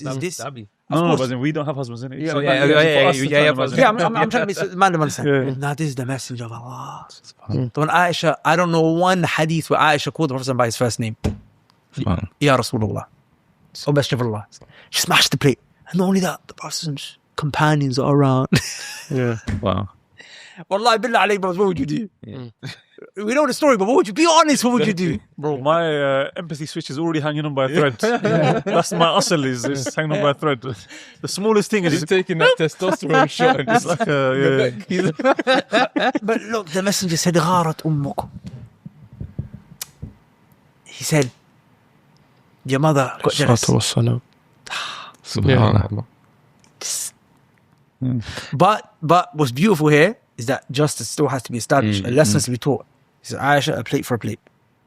You broke her plate, give her a plate back. Give her her rights back. And don't worry, we won't blow things out of proportion. You're upset. Maybe it's a hormonal thing. Maybe it's just a female thing. You're jealous. But plate for a plate. The lesson has to be taught, you know. You know, a bit of practical advice for the brothers as well, just on this one. Especially polygynous brothers, because this is quite important to understand. Menses sink, by the way. So menses sink, menstrual cycles sink. So if you have multiple wives and they're spending too much time together, their menstrual cycles will sink. So a lot of brothers, one of the reasons that's recommended to have multiple wives is because of the menstrual cycle. You're going to have 10, maybe 12 days out of the year. Sheikh Albani actually said that, right? Yeah. Oh, sorry? Sheikh Albani actually So I didn't know that. So you have four. He said you only have 1 week. Yes, exactly. So on that wisdom, I didn't know this, subhanAllah. So on that wisdom, from a scientific perspective, the menses are going to sink. So if you've got 4 wives, all 4 wives are going to go on a period at the same time, which you don't want. Yeah. So if you keep them in too close contact and they keep spending too much time together, the wisdom is to keep them separate because that will actually make it more opportune for you to fulfill your needs and fulfill their needs as well. You know, to fulfill their needs as well. I'll tell you something funny, but make sure you cut this out. Yeah, make sure you cut this out. No referral. Oh, you're telling them or you're telling us? I'm telling you, make sure if this goes out, I'm be very upset. And they cut from here, bro, because then everyone's like, "Whoa," he said. So before, there's no bleeps. This one has to be snipped out. Okay. It was just for the Can't just bleep it and cover your mouth. No, this one. One long. Pixelated. So some people can lip read. Yeah. I've heard people lip read. bleep things and brothers in the comments like, oh yeah, I can't what he said from lips. So We can make it. I got. This is when I used to be. So when I was in. You want to say something, Sheikh? I was going to ask, are there particular vitamins that the women can take to kind of like boost their energy? And kinda, what would you recommend? So what I would recommend is for Ramadan specifically or just generally? Just for her menses. Do you mean like normal energy or like intimate energy, like libido, or like just like normal energy? To kind of balance things out. Yeah. Now there's a few things, I'll be honest with you, that people recommend that have no clinical data, no backing, and then people even like say, like Tibb al-Nabawi. Now I have this big issue with, not with Tibb al-Nabawi specifically, that terminology. I have the issue with people who use Tibb al-Nabawi as a thing. It's not really something that we find, you know, prophetic medicine. It's not really something in the deen. It's not. It's something that's been recently created. It's been theatrical, it's been dramatized, and so many things have been added to it from Chinese medicine, ginseng, all these kind of things. That's not really related to prophetic medicine. There are a few things Prophet did from a medical perspective, but they were very limited. Very limited. You're saying the exaggerations. But not the asl. Not the asl. I think that black seed oil was specifically mentioned, the benefits of even talbina, for example. Talbina, specific hadith relating to how it's good for grieving people, how it's good for the stomach, it calms the stomach, the specific things, you know. But when it comes to, for example, hormonal regulation and balance, they are natural remedies that we know of that have been clinically tested. Because Muslims, we have to go back to clinical work. What can we prove and disprove with actual science? That was the method that we invented. The Muslims invented the scientific method. So let's use that method. So ashwagandha is one I always go back to. Ashwagandha is a really good one. There's really excellent studies on it, excellent, beautiful studies on it that demonstrate its potency. It's actually on par with anti-anxiolytics that we use. Yeah, black label anti-anxiety. So when I say black label are medications that are so severe in side effects that they have to call it a black label medication. Yeah, like SSRIs. SSRIs, yeah, and I think that amitriptyline, these things. So ashwagandha has been shown to be on par with these things in a very natural way without side effects. Oh wow! Yeah, anti-anxiolytics. So can you get in like an EpiPen? No, unfortunately. No, That'd be good. IV, That'd be good. Yeah. No, you just knock it My back on the guys, tablet, bro. yeah, my guys look like one of them, bro. He wants a peptide. He wants to actually get a peptide. We'll get that sorted, bro. Guys, just very quickly, because I want to try and go through 2 more ayat if we can, inshallah. By the way, guys, you see the benefit that comes just off the back of reflecting on the Quran. This is like you see just by looking at the Quran deep and wait. So just before we move on, Abu Taymiyyah responded. Ooh. What did he say? Go on. So here we go. Go on. Good to hear from you guys. How you been? Inshallah, you're right. Wallahi, if I send you a voice note to Yasin, it'll start bursting into laughter. SubhanAllah, remember, I put the scarf on, because I wear it 2 ways, right? Wrapped around my neck and the other one I throw it behind my shoulders. I remember, SubhanAllah, as I was graduating, I just used to wear the topi. I took his shmah that time, Yasin. and I put it on, and SubhanAllah, when we had this saraha, it could have been even one of, no, it was Bukhari TV, those brothers with it, remember? Yeah, everyone started saying, you look amazing with it. And then it, SubhanAllah, remained. It remained like that. Okay, Yeah, so so it was Yasin and it was Bukhari. And then when I gave my first lecture, I had it wrapped around my neck, I had people commenting on the video to say it reminds me of Jesus. Jesus. Give me that. This guy reminds you of Jesus. One second. Assalamu Sheikh. I think you're forgetting I was the one who told you. And you said stolen valor. You said to me, taking credit. You said I told you to come up with this style. Oh, let him know he's on a podcast, brother. I think it's like a Sabab and Nuzul. You know, there could be 2-3 reasons why I came down. I just refreshed his memory. Imam Suyuti, rahimahullah, he wrote a book about, narrating hadith and forgetting that you narrate those hadith. I think Sheikh's having that issue. Before the podcast ends, please just clarify this for us, yeah? Right, cool. Look, next ayah, inshallah. Ashwagandha though, yeah? Okay. Ashwagandha. That's a good one. All right, cool. So, let me tell you another ayah now. This one hit me hard. So, my whole life, I've been trying to escape calamities. I think like everyone has, right? I don't mean this in like a human sense. I mean like in a practical sense. I've been trying to architect a life for me that will eliminate calamities. For example, as in I want to live. I want to, and I aspire to live a life where there is no pain, there's no calamities. I don't want calamities, and it's an ideal. It's a mental thing, yeah? It's an ideal I've been chasing in my mind. Of course, we know calamities come. Allah tests you with calamities, subhanahu wa ta'ala. You have to be patient. But in my mind, I'm like, there's blessings and then there's calamities. I just want blessings and that's it. And I'll be grateful. I'll try and be grateful. So I've been, like, especially over the last year, I've been a bit more obsessive than shukr than I've been in any other year in my life. Because, لَإِن شَكَرْتُمْ لَأَزِيدَنَّكُمْ. If you're grateful, Allah will increase you. So, it's like I've not really been trying to study patience. It's like I've not really been trying to even study patience. I'm like, let me just be grateful and hopefully the gratitude will result in more blessings so I don't have to deal with in the gates. Yeah. That's an ideal I was chasing in my mind. So I'll give you a backstory to this, right? So there's a book by Imam Ibn Qayyim. It's called عدة الصابرين وذخيرة الشاكرين. Right? It's about patience and gratitude. And I wanted to read the book because I wanted to learn about gratitude, but like 70% of the book is about patience. There's chapters where he focuses on gratitude, but the book's actually about patience. And I remember, because I spent last year Ramadan was the Ramadan of shukr for me. It was the Ramadan where I really kind of just focused on Sheikh Khalid Sabt's book on the actions of the heart, the action shukr. And I remember I was going through it with some brothers and I was just trying to reflect on the ayat about shukr. Like it was the Ramadan of shukr. I was trying, I say every Ramadan try and work on something. So I was like, the thing I'm trying to take away from Ramadan is shukr. So now, a couple months after Ramadan ends, I start this book by Ibn Qayyim because I'm going through a series with the Sheikh. And I'm like, now I'm going to get into the shukr. But I can see the book's about patience. The book's actually about calamities. and be patient. Of course, he goes into shukr and whatnot as well. So as I'm going through it, and he's going through the hadith about the virtues of sabr and the ahkam pertaining to patience, you already know, right, that if you learn something, you have to implement it. So my mind, I'm like, I'm probably going to get hit with a calamity to implement what I'm learning. It's a thought I had. Like, you're learning, but knowledge has to be implemented, right? So in my mind, I had the thought, and subhanAllah, Allah is testing me with something. Allah tested me something, subhanahu wa ta'ala. And I remember thinking, okay, my Lord is putting it to the test. You know what I'm saying? So I have to be patient. So, okay, cool. I'm trying to be patient, but I've still in my mind, like, I want to live a life without calamity. So I'm just focused on the gratitude thing.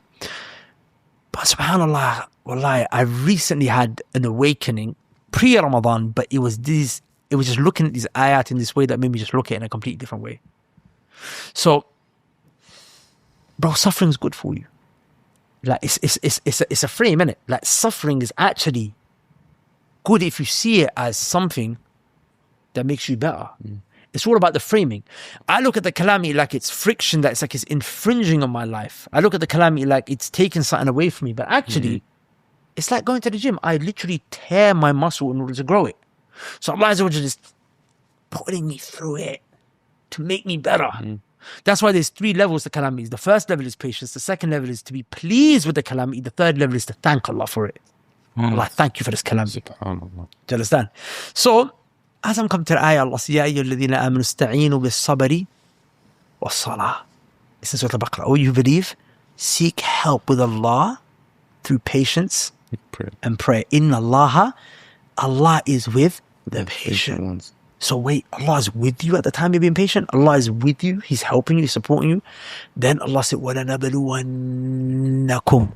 Well, I've read this ayah so many times. I don't know what it means. I don't know what Nun Tawqeed is. But it hit. Allah said, وَلَنَبْلُوَنَّكُمْ.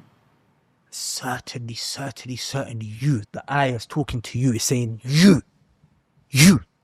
I'm going to certainly test you.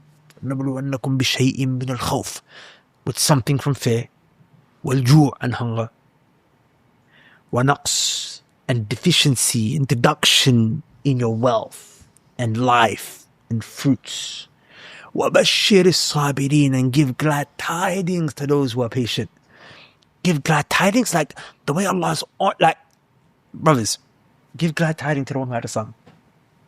Give glad tidings to the one who just got married. That's what we say, right? Yeah.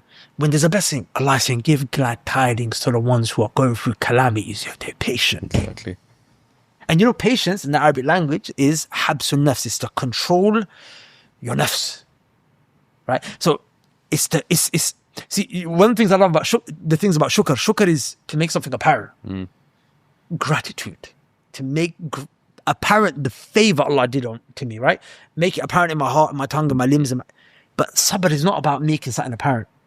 It's more internal. It's about, you know, that fire and that pain inside. You just, and it's to the point where no one can see it. So, what does Allah say in Surah Al-Baqarah? That there are those that are so poor, يَحْسَبُهُمُ الْجَاهِلِ أغنياء. The jahil person will think he's rich. I mean, because of how he maintains himself. He's poor, he's suffering. He doesn't have any money. He's broke. But you'll think he's a rich man because of how he maintains himself. And he doesn't ask. Right? So Allah is saying, this man who controls himself and he's losing life, loved ones, and he's losing money, and he's suffering, and he's hungry, he's pain. Allah said, وَبَشِّرْ, give glad tidings to that man. Right?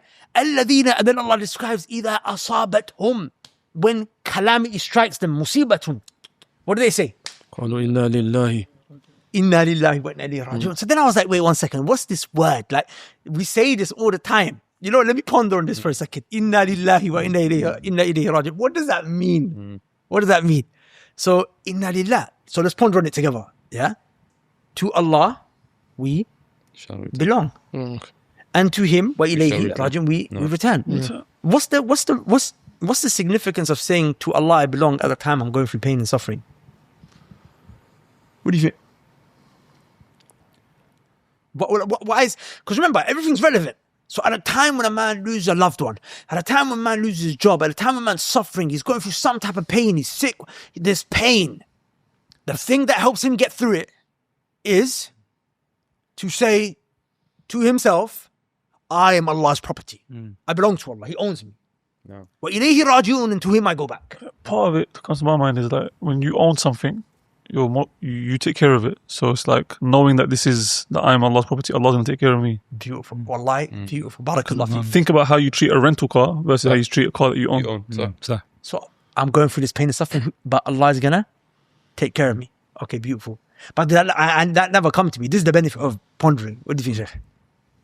It depends on the musibah, but I was just when we say we're the property of Allah subhanahu wa ta'ala, inevitably we're in this dunya for temporary time, right? And we own nothing. Even when we think we do, we think we own property or cars. All of it is mulk lillah, it's all Allah's dominion. So whatever, like any naqs or any deficiency that has occurred, whether it's loss of wealth, family, health, all of it is Allah's anyway. It's not ours. We are all going back to Allah subhanahu wa ta'ala. So especially this dua, especially in the time of death, is a powerful dua, because if we have firm yaqeen that all of us are Allah's property and we all go back to Him, we realize that even our children we don't own. They're not like Allah has just put them, we're just looking after them, but all of them belong to Allah. And we're going to go at different times back to Allah subhanahu wa ta'ala. So saying that we're the property of Allah subhanahu wa ta'ala, or we belong to Allah subhanahu wa ta'ala, gives us that patience that we, no matter what loss we have, it wasn't ours anyway. It wasn't ours in the first place. It wasn't ours anyway. It's all going back to Allah subhanahu wa ta'ala. That's one of the things that come to my mind. Okay, barakallah feek, absolutely. You know, subhanallah, what he said about children, that's the first, when you said it, the first thing that comes to my mind always in calamities is the test of, like, being tested through your children. And I speak to some brothers, may Allah protect us. Ameen. I speak to some brothers and I find that, you know, sometimes it's so dangerous to have that attachment to children. And I see it's like in some brothers where they're tested in dunya matters, small matters. For example, you know, their wife's taking them to court and you can't see the kids and all this stuff, because they have that sense of ownership of the kids, and then they break down. And also then in the extreme of losing a child. Like I spoke to one brother here actually, and the way he was speaking, and he actually lost a child. But the way he was speaking, even about his existing children that are alive, is like this sense of ownership, like I'll do anything and I'll die for them. And I said, brother, you have to be careful, because that's how Allah tests you when you start talking like that, as if it's yours. You know who recently went through something? You know, Jawad, brother Jawad. Yes. When his son was ill. Do you know one of the last conversations? I think it was brother Muhammad that had a conversation with him. He said, I found peace when I finally realized this concept of, you know what? Not mine. He's not mine. Exactly. You know, I'm blessed if he goes back to my Rabb, and I'm blessed if he saves me and he's my test, you know. And he really can't reconcile with this, and it gave him a lot of peace in that. And it's super important, I would say, also for men especially, because I feel like as a man you should always reserve some percentage, like maybe as anyone, to be honest, but I think it's easy as a man to kind of have this kind of aggressive patience, because patience is one thing. But being aggressively patient, this is a term I heard, and it was like, it was so unique, because patience is, okay, being patient. Aggressive patience is when you're hit with those calamities, can you still have that smile on your face and do what you need to do? And imagine you're broke, but you still have to go to work, or you still have to, you know, build the dream, or whatever it is. Sure. It's not just, oh, you know what, I'm going to sleep in bed and wait for the rizq because Allah promised me. No, you have to be aggressively patient. Such that the one who is poor, it's thought that he's rich, such that the one who's lost a loved one, as if he's got all of the loved ones around him. So far we have Allah owns you, so He's going to take care of you, because you take care of what you own. We've got that you don't really own anything, so whatever you lost weren't really yours anyway. A couple of things that came my way. So what's mentioned in the tafsir is that if you own something, you do whatever you want with it. So Allah can do whatever He wants to me. I'm His slave. He can do whatever He wants to me, subhanahu wa ta'ala. But also one thing that I did, I was like, you know what? Allah's names. Inna lillah. We belong, we are property, we are property of Allah. But who's Allah? Al-Kalim. He's a generous one. Al-Wahhab. The one who gives gifts. Al-Hayyi, the one who's shy. Wait, 1 second. Allah's shy? So this calamity I'm going through is being inflicted upon me by the shy one. You know what, modest, I'm not trying to compare Allah to creation, a'udhu billah, but we understand concepts, words, language, right? You know, can you when you see a modest brother, and you see a bashful brother, can you imagine he will harm you? Then you have Allah al-Hayy, the most shy, the ultimate modest one, right? Subhanahu wa ta'ala. Is he gonna harm? Ar-Ra'uf, the kind one. Ar-Rahman, Ar-Rahim. You know? Al-Latif. Al-Latif, the gentle one, the subtle one. Yeah. Right. And Al-Latif is a powerful name in the times of calamity because they translate as gentle, but the actual meaning is a lot deeper than that. That Allah subhanahu wa ta'ala's lutf is that He may put you through a calamity in order to put you in a better situation after it.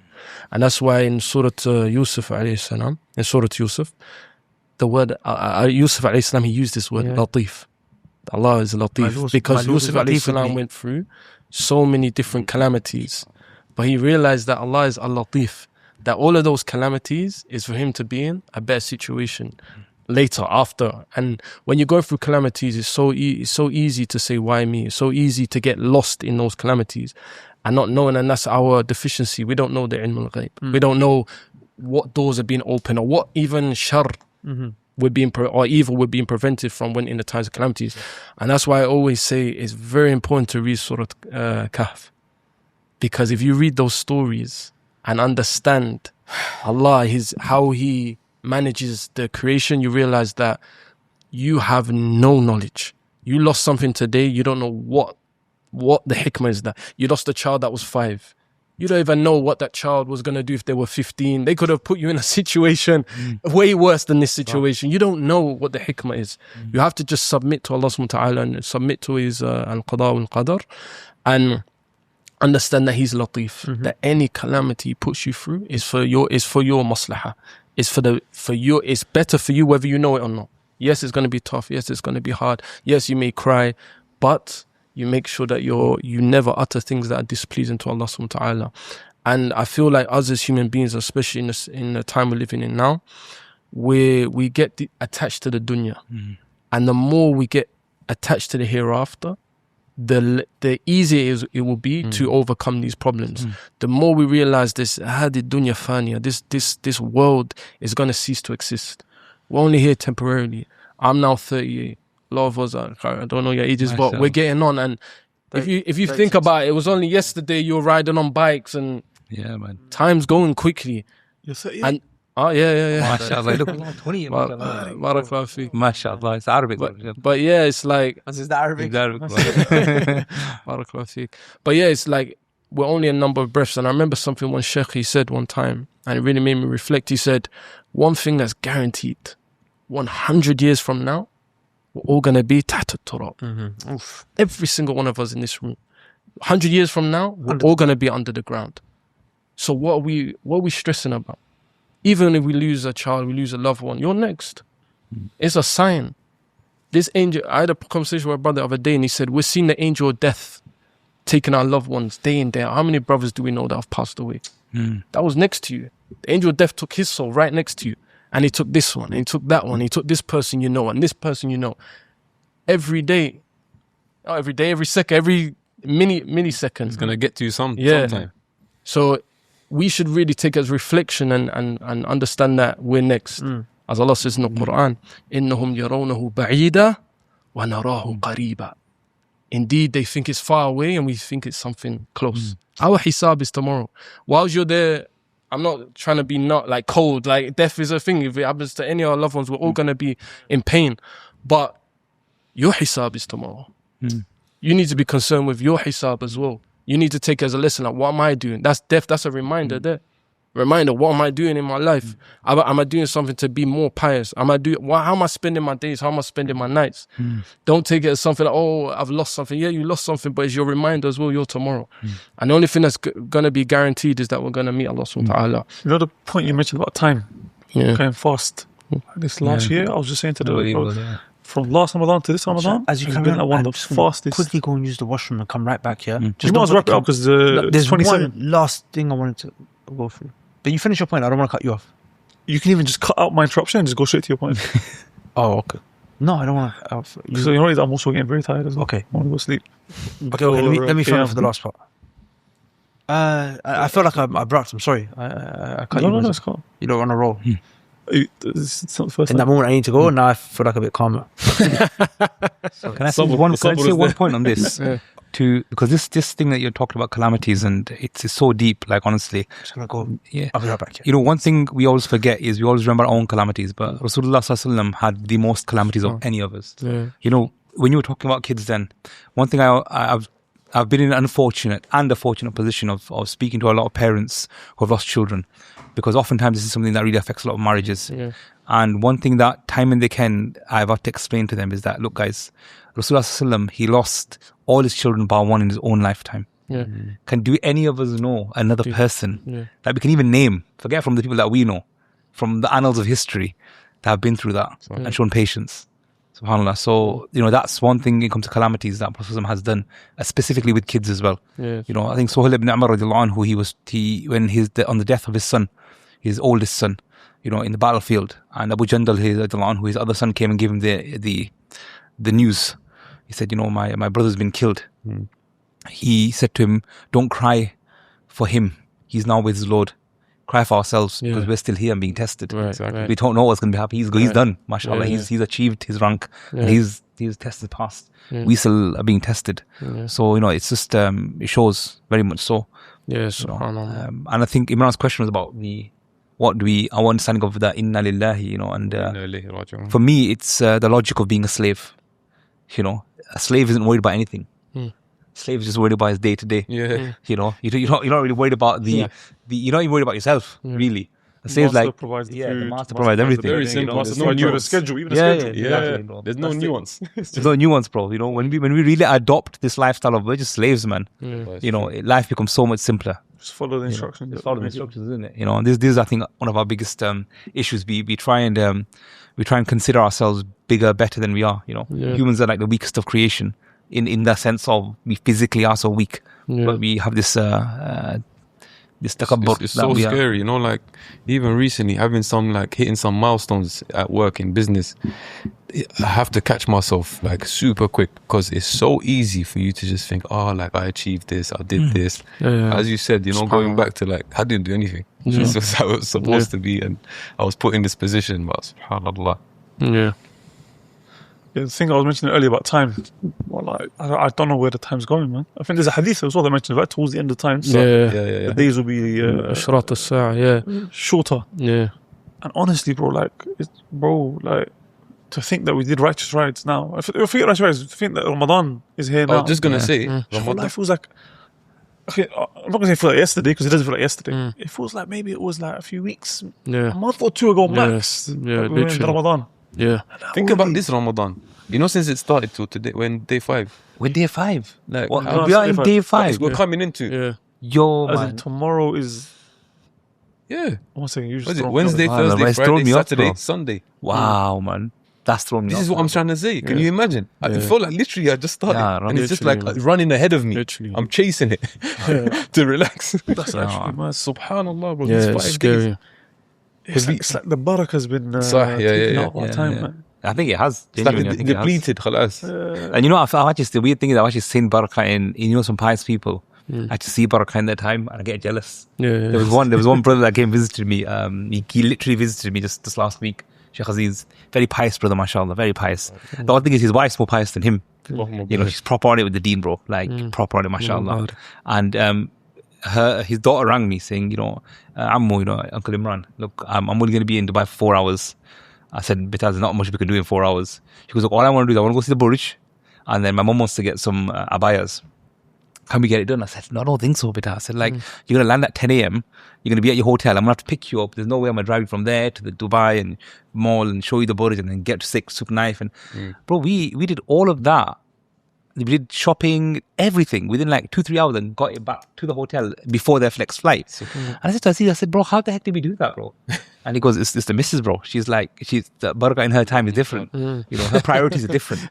You know, I was like, some of damn, that magic. that's like a day, that's like a whole day thing Need for the me, bro. barakah EpiPen as well. Barakah peptides. He wants these pens, bro. You know? You know what, subhanAllah, I've been thinking about that recently. I was telling Imran as well. Sometimes I really I'm trying to be conscious of, am I busy or am I busy being busy? Yeah. That's something That's the thing, isn't it? really Yeah, dislike. Mm. Because sometimes the day is finished and I'm thinking, what, did I actually achieve something? yeah. Or was I just here, you know, on calls and pretending as if I'm doing something? Yeah. Sah, you know, so true. It's a dangerous. But you know how that's actually something that a lot of scholars have asked about, and it comes down to, so some scholars will actually physically take account of themselves in the evening. They would write. There was one scholar, I can't remember his name. He would write down everything he said during the day, and at the end of the day, he would say, like, what I said today, was it actually beneficial? Yeah. Was there what was the point of me saying X, Y, and Z? So I think they're taking account in the evening. I think it's so important. Like, literally, just even if it's just a mental account, or look, I did X, Y, and Z. What was the benefit of it? What was the harm in it? What was the neutrality in it? And I think keeping journals is never a bad thing. And imagine now, with the advent of that social media, we're just spewing stuff online. So some of us are creators, we create content. But imagine even those are just comment, boom. Yeah. Keyboard warriors. It's crazy when you think about it. Look how reserved they were, how cautious they were. And us now, it's just this day and age. I remember back in the day, just waiting for a bus, no phone. You know that 12-minute wait. You know how long that was? That was long. You're just there, like, You couldn't do that now without a phone. yeah.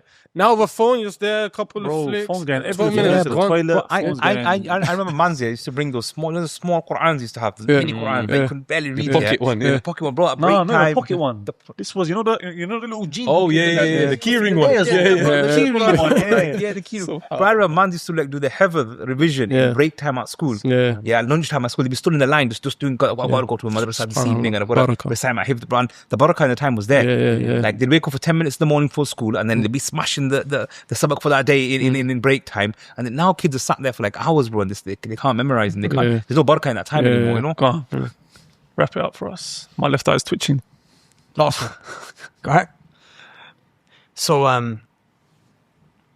conclude on this one. I think a lot of brothers will be able to relate. So Allah Azza wa Jalla says, Ya ayyuha alladhina amanu, O you who believe, kutiba alaykum al-qisas fil qatla. There are certain, like, capital punishment has been prescribed for the person who murders one of your own, right? الحر بالحر والعبد بالعبد والأنثى بالأنثى. A free man for a free man, a slave for a slave, and والأنثى بالأنثى, a female for a female. So we're talking about murder. Is there a violation that can happen to you greater than someone murdering one of your loved ones? No. Someone murdering a relative of yours. This could be, and by this is not someone far. This is your father. This is your child that's been murdered. Your wife that's been murdered. Your brother that's been murdered. Can it get worse than that? I mean, someone making them leave Islam, I think would be worse. But outside of that, Yeah. So, you know, you've got two choices here. You can either request for the person to be given the punishment, or you can forgive him and take the blood money, right?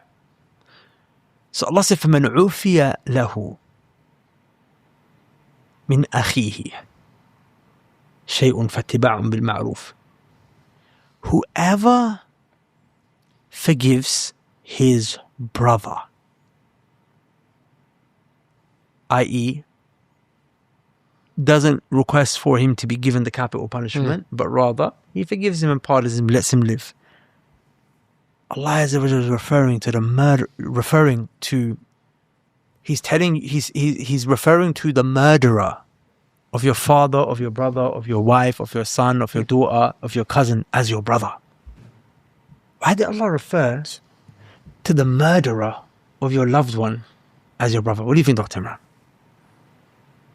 It's a tough one for me, bro, that one. I'll be honest with you. Recently, with what I've been dealing with. But, and it's Ajib that you bring that up as, because there's something I need to reflect on more deeply. But I would say it's, Allah's kind of showing the the magnitude of when we say Islamic brotherhood, when we say Muslims as brothers, we're not just talking about, there's a saying, isn't there, that blood is thicker than water. The complete saying, and oftentimes these sayings get missaid. The complete saying is the blood of the covenant is thicker than the water of the womb. So this is the saying matches here in the sense Allah's describing to us and telling us that, look, this person, when I say he is your brother, I am placing him as your Muslim brother, even though a member of your own family by blood has potentially been killed here. So he's emphasizing the importance of that word brother here, in that it's not just a throwaway akhi kind of brother saying, he is your brother, in the deen, and the importance of the deen above familial relationships. So the covenant is more important than your blood tie here in that sense. So I think it's a reminder as well that this is your brother at the end of the day. No, it's not a random, it is a random stranger, but you still have that connection. It's easier to forgive when you think about your brother. Like, think about it. If your blood brother, if Sa'ad was to stab you in the back, may Allah protect him, so he never does. But the threshold for you to forgive him is going to be significantly lower and easier than, for example, if, Mu'tasim, for example, stabbed you in the back, for example, because the relationship you have, it's a lot easier to go back. Mu'tasim, my brother. Yeah, of course. He's my brother. I'd say the other way around, I'd say when you're betrayed by those closest to you, that hurts more. It hurts more, but the process of forgiveness is much more likely than because around you can just cut them off. Like a mum. Think about a mum with a child. Mum will always forgive her child. You could do whatever madness, but mum will always. In 99% of cases, exactly. Mums are excluded of all these consequences. Mums are always excluded of all these conversations. No, but mum is the closest. That's the closest relationship. Yeah, but that's especially. I exclude mums of all these conversations because mums are just mums, bro. You can be a murderer, but your mum still loves you. You know what I mean? Like time when she shouldn't love you, she still loves you.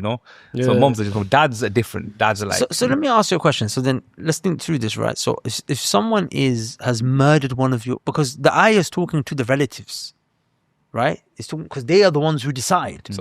They're the ones who decide whether he should get capital punishment or not. So let's put ourselves in this. So someone has murdered a family member. May Allah never put us in sin. Ameen. May Allah protect us. Ameen. And Allah is saying, he's your brother. The murderer here is your brother.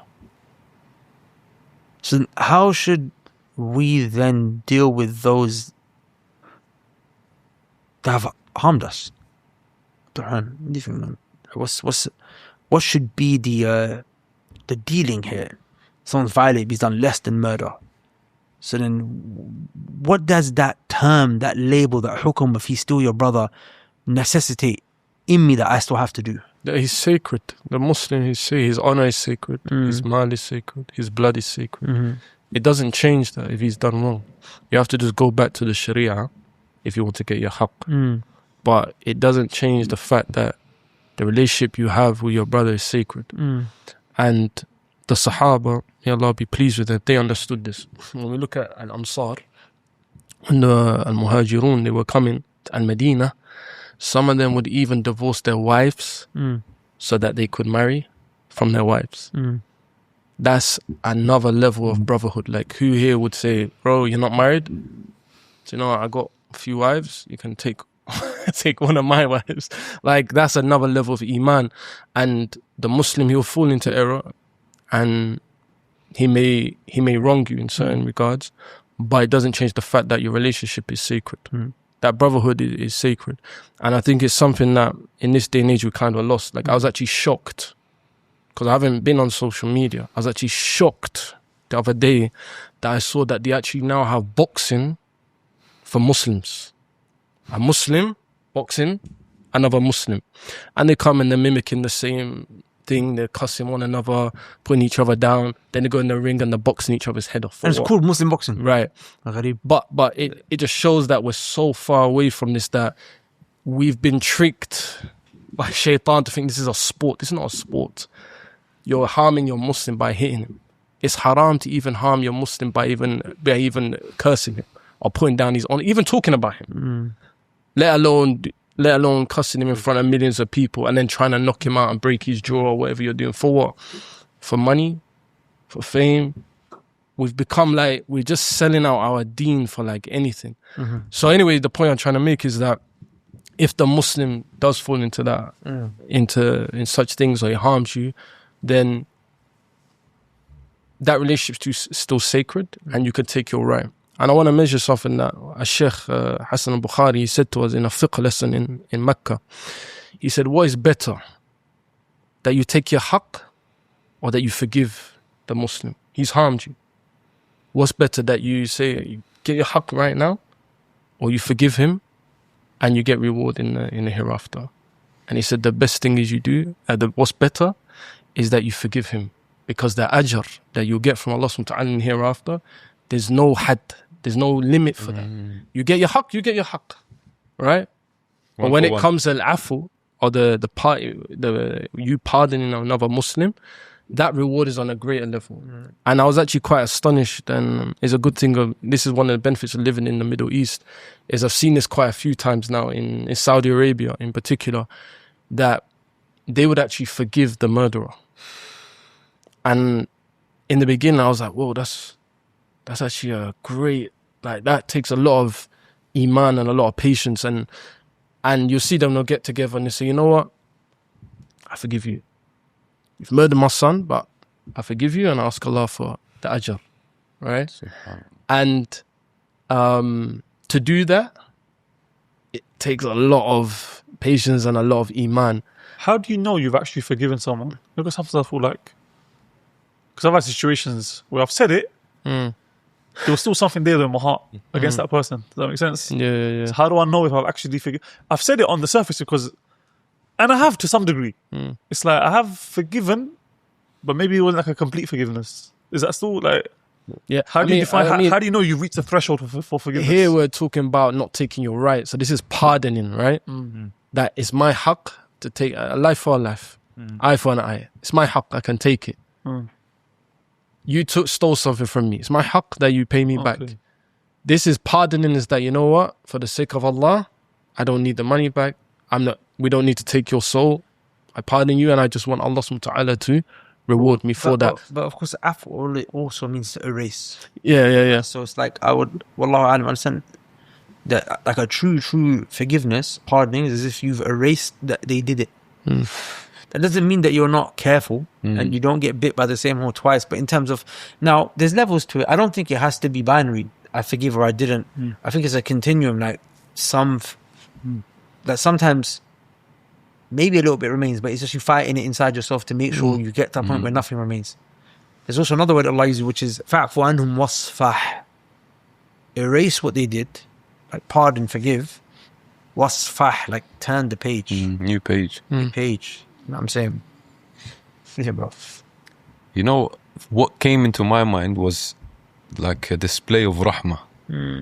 That is basically about the punishment. So, about the sin, sorry. So Allah, for me, it's like what I take is basically Allah showing that no sin is too great. Obviously, away from shirk. So murder is a sin. Obviously, it's heavy as a sin. Yes. But it's a sin that Allah can forgive. It's the second one after shirk. Yeah, After exactly. shirk, it's second. Like killing a believer. Yeah. But to me, this is what I took, is that like Allah is basically saying, like, if you can give that, because at the end of the day, if you show mercy, then you know Allah is the most merciful. So in that instance, if you can display that, then Yeah, I kind of like, just in addition to that, is that doesn't take him out the fold of al-Islam. Yeah. exactly. That murder or whatever wrong, he's still a Muslim. And just as Allah subhanahu wa ta'ala says, قُلْ يَا عِبَادِيَ الَّذِينَ أَسْرَفُوا عَلَىٰ أَنفُسِهِمْ لَا تَقْنَطُوا مِنْ رَحْمَةِ اللَّهِ إِنَّ اللَّهَ يَغْفِرُ الذُّنُوبَ جَمِيعًا إِنَّهُ هُوَ الْغَفُورُ الرَّحِيمُ. Just like Allah subhanahu wa ta'ala says, say, "O my slaves who have wronged, oppressed themselves, wronged themselves." Allah subhanahu wa ta'ala showed us that no matter what we do from sin, as long as it's not shirk, Allah subhanahu wa ta'ala still labels us as slaves. We're still His ibad. Exactly. And Allah subhanahu wa ta'ala says, don't despair from the mercy of Allah. Indeed, Allah forgives all sins. Indeed, He is the most forgiving, the most merciful. Here in this hadith, Allah subhanahu wa ta'ala is saying, if you forgive your brother, he's done wrong, doesn't change that, he's still a Muslim. He still has a level of iman. Allah is teaching us that he's still a Muslim, right? And there's many other narrations where Allah subhanahu wa ta'ala shows that the sins of the Muslim doesn't stop them from being under the rahmah of Allah subhanahu wa ta'ala. They are still under the rahmah of Allah subhanahu wa ta'ala. And there's another ayah where Allah subhanahu wa ta'ala says, ثم أورثنا الكتاب الذين اصطفينا من عبادنا. Then we made those who we chose from our slaves to inherit the book. فَمِنْهُمْ ظَالِمٌ لِنَفْسِهِ. And from them are those who oppress themselves. They've done wrong. مقصرين, they're negligent. وَمِنْهُمْ مُقْتَصِد. وَمِنْهُمْ سابق بالخيرات بإذن الله. And from them those are muqtasid, like they do that which is wajib and they stay away from that which is haram, right? Then there's ones that sabiqun, ومنهم سابق بالخيرات بالخيرات بإذن الله. And from those who are rushing towards good deeds. So we have three levels of Muslims. Those that are negligent, right? Meaning they fall short, they fall into sin. Then we've got those that are muqtasid. They do what is wajib and they stay away from that which is haram. But they don't really do much of the mustahab, the things that are recommended, and they can fall into some things that are makruh. Then we have those who are racing towards good deeds. They do that which is wajib, they stay away from that which is haram. And they do that which is recommended, and they stay away from that which is makruh, right? Then Allah subhanahu wa ta'ala says,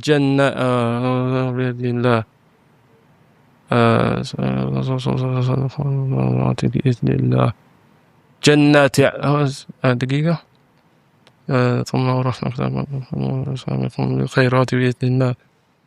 Let me just remind myself that you know when you wheel them out from random start getting stuff. You know you start from the beginning of surah, it just flows, and then you bring it out in the middle. It's like I don't know, all the time. Yeah, 1 second. ثم أورثنا. How do you improve that? Because that's a lot of repetition. A lot of repetition. That's a different school. حفظ is a school, and then istihdar, which is to put it out. Yeah. So it says ذلك هو الفضل الكبير. Then Allah subhanahu wa ta'ala says that is the great virtue. جنات عدن يدخلونها. That's the point I wanted to mention. That Allah says Jannat of Aden or Aden gardens. يدخلونها. All of these levels of Muslims will enter Jannah. That's the rahmah of Allah subhanahu wa ta'ala. Whether he's falling short, right? He's falling into sin. Whether he just suffices with the wajibat, doing that which is obligatory, and staying away from that which is haram. Whether he's from the sabiqeen, Allah says, جَنَّاتُ عَدَنِ يَدْخُلُونَهَا يُحَلَّوْنَ فِيهَا مِنْ أَسَاوِرَ مِنْ ذَهَبٍ وَلُؤْلُؤَةٍ. He says that they will enter Jannah and they will be adorned with asawir, bracelets from gold and pearls. وَلِبَاسُهُمْ فِيهَا حَرِيرٌ. And their libas and their clothes will be silk, made from silk. Listen what Allah subhanahu wa ta'ala says after. He says, وَقَالُوا الْحَمْدُ لِلَّهِ الَّذِي أَذْهَبَ عَنَّا الْحَزَنَ. And they will say, Alhamdulillah, the one who has removed from us sadness. إِنَّ رَبَّنَا لَغَفُورٌ شَكُورٌ. Indeed, Allah is the most forgiving, the most grateful. Even in that time, the one that's, especially the one that's muqassir, he's going to know that Allah is grateful. He's the murderer, by the way. Right, it could be. He's the murderer. Yeah, of course. He's the murderer. Yeah. He's the homosexual. Yeah. He's the mubtadi'. And Allah subhanahu wa ta'ala says that, and here they will recognize that Allah is grateful. Even those small efforts that you did, Allah, that didn't go, you know, abath, as we say in Arabic. Allah subhanahu wa ta'ala knows that. الذي يحلنا دار المقامة من فضله لا يمسنا فيها نصب ولا يمسنا فيها لغوب. The one who has allowed us to enter this abode, right, eternal abode from his virtue, and in that abode there will be no nasab, there will be no ta'ab, and there will be no fatigue. You could say for lughub, right? The point I'm trying to mention is that this ayah, I remember Sheikh, he told us in Mecca, he said this is what they call the most hopeful ayah in the Quran when it comes to the mercy of Allah subhanahu wa ta'ala. The most hopeful ayah.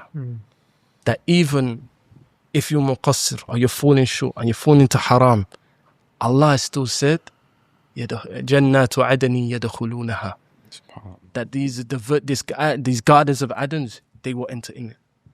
This doesn't mean that, okay, I'm doing haram, khalas, I'm going to Jannah. It doesn't mean we fall short. But it's one of the most hopeful ayat. And the ulama, they say that the Muslim, he should always be between hope and fear. But when it comes to the time of death, he should lean more towards hope. Because Allah is just as you Think of him. You think of him. You what's the word? You think of it. Yeah, if you think of him. Allah subhanahu wa ta'ala is just the way you think of him.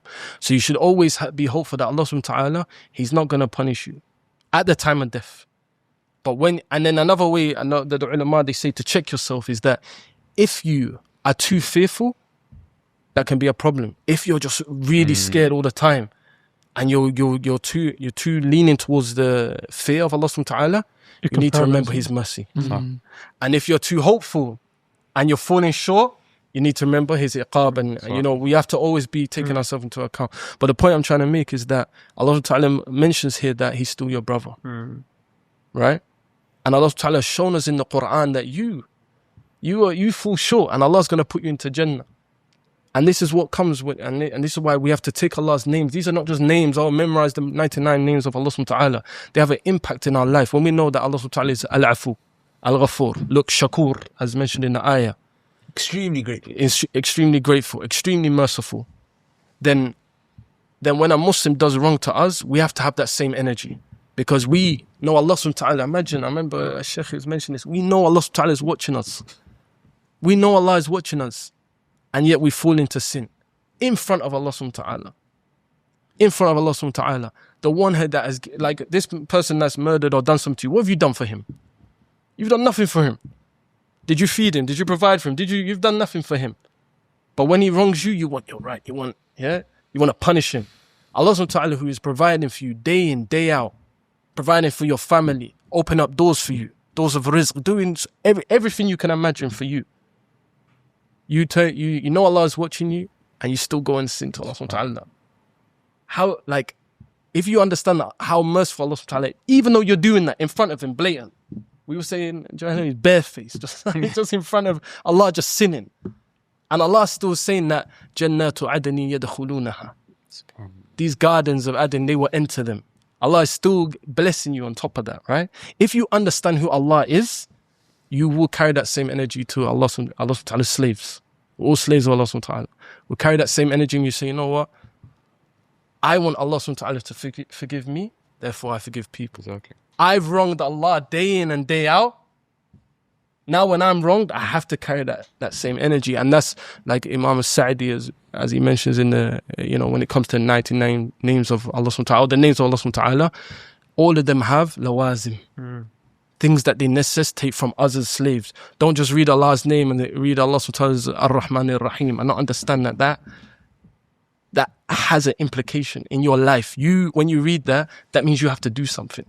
And I remember we were studying ayat of the Quran, and I remember Sheikh Muhammad Bazmoul, he mentioned this in a dars. He said that some ulama, they say every single ayah in the Quran has a hukm, has an Islamic ruling, something that is obligatory upon you to do. And when he started explaining, I was like, that's so deep. That when you read Ar-Rahman Ar-Rahim in Surah Al-Fatiha, you don't think that, there's some obligation upon me right now. You don't think that. You just think Ar-Rahman Ar-Rahim. You might think, okay, I'm hoping for Allah's mercy. You're not thinking, exactly. You're not thinking that Allah subhanahu wa ta'ala is saying here, you, yajib alayk an tarham an-nas. Allah. It's upon you to have mercy to the people, or upon it for the people, forgive people, pardon people. So that Allah can be merciful to you. Exactly. So that Allah subhanahu wa ta'ala can show mercy towards you. So, I know I kind of went off a little. But yeah, the thing I'm trying to say is that this person, Allah subhanahu wa ta'ala is still showing he is a slave. He's still a believer. Just like when you sin, you're still a believer, and Allah still shows you mercy. Yeah. Wallahu a'lam. I'll just conclude by mentioning, so in essence what you're saying is, or what I'm taking from the ayah rather, is that someone can harm you, but that don't take away the brotherhood. That doesn't take away the brotherhood. You know what I'm saying? The brotherhood is still intact. And there's a difference between brotherhood and friendship. Friendship is one level above. You don't have to be friends, but that's still your brother. Yeah. I'll tell you something. So recently there's a brother, he wronged me. He wronged me hard. He wronged me hard. And I don't make dua against people. The reason I don't make dua against people is because I've wronged people as well. And I don't want someone to make dua against me. And I've obviously wronged my Lord subhanahu wa ta'ala. So, but this one, this brother harmed me hard, like, at the time. So I remember I called my sheikh. I said, Sheikh, I want to make dua against this brother. What would you advise? Like and really it's because I wanted to pay, I wanted the harm to stop. So I'm like, yeah, Allah, just destroy him. And he said to me, he said, you can. It's your right. But it'll be better for your leadership to not. I said, what do you mean? He said, it does something, Imran, when you can take what someone done to you, swallow it, and not react. Because it takes you to a level in terms of like self-regulation and maturity that is unheard of. You know what I'm saying? Like when you stress yourself, you improve, right? And I'll conclude on this. There's also a hack to make the ill feeling you have towards the enemy flip towards khair. Allah said, idfa billati hiya ahsan. When someone violates you, repel his evil, not with good, but with excellence. So if he done bad, I could do bad back to him, right? He slap me back, slap him back. Now, no, don't slap him back, do good. No, but then there's do the best. Like, come to him with the best. Don't just give, no. Come to him in a way that he doesn't expect. So. What happens? Allah says, فَإِذَا الَّذِي بَيْنَكَ وَبَيْنَهُ عَدَاوَةٌ كَأَنَّهُ وَلِيٌّ حَمِيمٌ. And the fa, as you know, is show suddenly. Like suddenly, the one who you just had enmity with is going to become your best friend. Like, people go from being enemies to best of friends. But here's the thing. Now, people are going to be listening to it and be like, yeah, it's hard. That's hard. Literally, look at the next ayah. وَمَا يُلَقَّاهَا إِلَّا الَّذِينَ صَبَرُوا. Allah is saying, yeah, I know it's not easy to do, because the only ones who can do it are the ones who have sabr. Patience. But not just patience. Aggressive patience.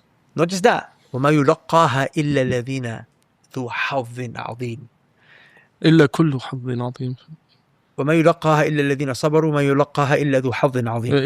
إلا So it's the only ones who can do it are the ones who are patient, and the only ones who can do it are the ones who have great manners. Allah said that's a level. If you can't do it, it's because you're not there. You know what I'm saying? So, how'd you guys find today, man? Diva? Alhamdulillah, bro. I don't think I can do this every night, though. I really would love to if we can. Do you guys think we could do it every night? I mean, No, it's tough. you could do every other night. Every other night is good. I said if we do every night, number one, it will benefit us more than anyone else. Number two, the ajr, man, because we're bringing the Quran life to life. No, for sure. This is But I feel like for me, just the circadian rhythm is going to get mashed up. I mean, it's already mashed. Easy. You want to do it every night? Can do. Wait, 1 second. Mu'tasim, can you do it every night? Can we do this every night? Yeah. But every other night might be better. You want to give maximum time to Quran, reading it as well. Tadabbur and stuff you can do outside Ramadan. How long were we here just now? 2 hours. 2.5 hours. Maybe put a timer. Yeah, I think towards the end getting a bit tired. Maybe put a time, 1 hour. maybe. Yeah. It'd be more. Inshallah. طيب. Guys, we're probably not going to do this again. You learn the Arabic language, you can do it yourself. Ijad Institute. With that said, subhanaka. Continue respond if you want Go on with this. to get the final verdict. Walaikum assalam wa rahmatullahi wa barakatuh. Or maybe you mentioned it, but I didn't actually execute it. He told me. I remember he got executed. I remember this like yesterday. Bro. He got executed when I took it from Yasin. And that scarf is actually still with me. Don't worry, I'm not doing tabarak with it. Right? But I took it and I started wearing it until I bought other shimachs. Yeah. Bro, he's forgetting. He thanked So it was you. with his scarf, He yani, thanked me. He said, listen, where it all you... went down. To be continued. It could be his scarf. Brother, listen. He thanked me, came to me. I remember that day, bro. He said to me, you are the one who told me to come up with my own style. With that said, guys. on that bombshell. On that bombshell, yeah. Jeremy Clarkson style.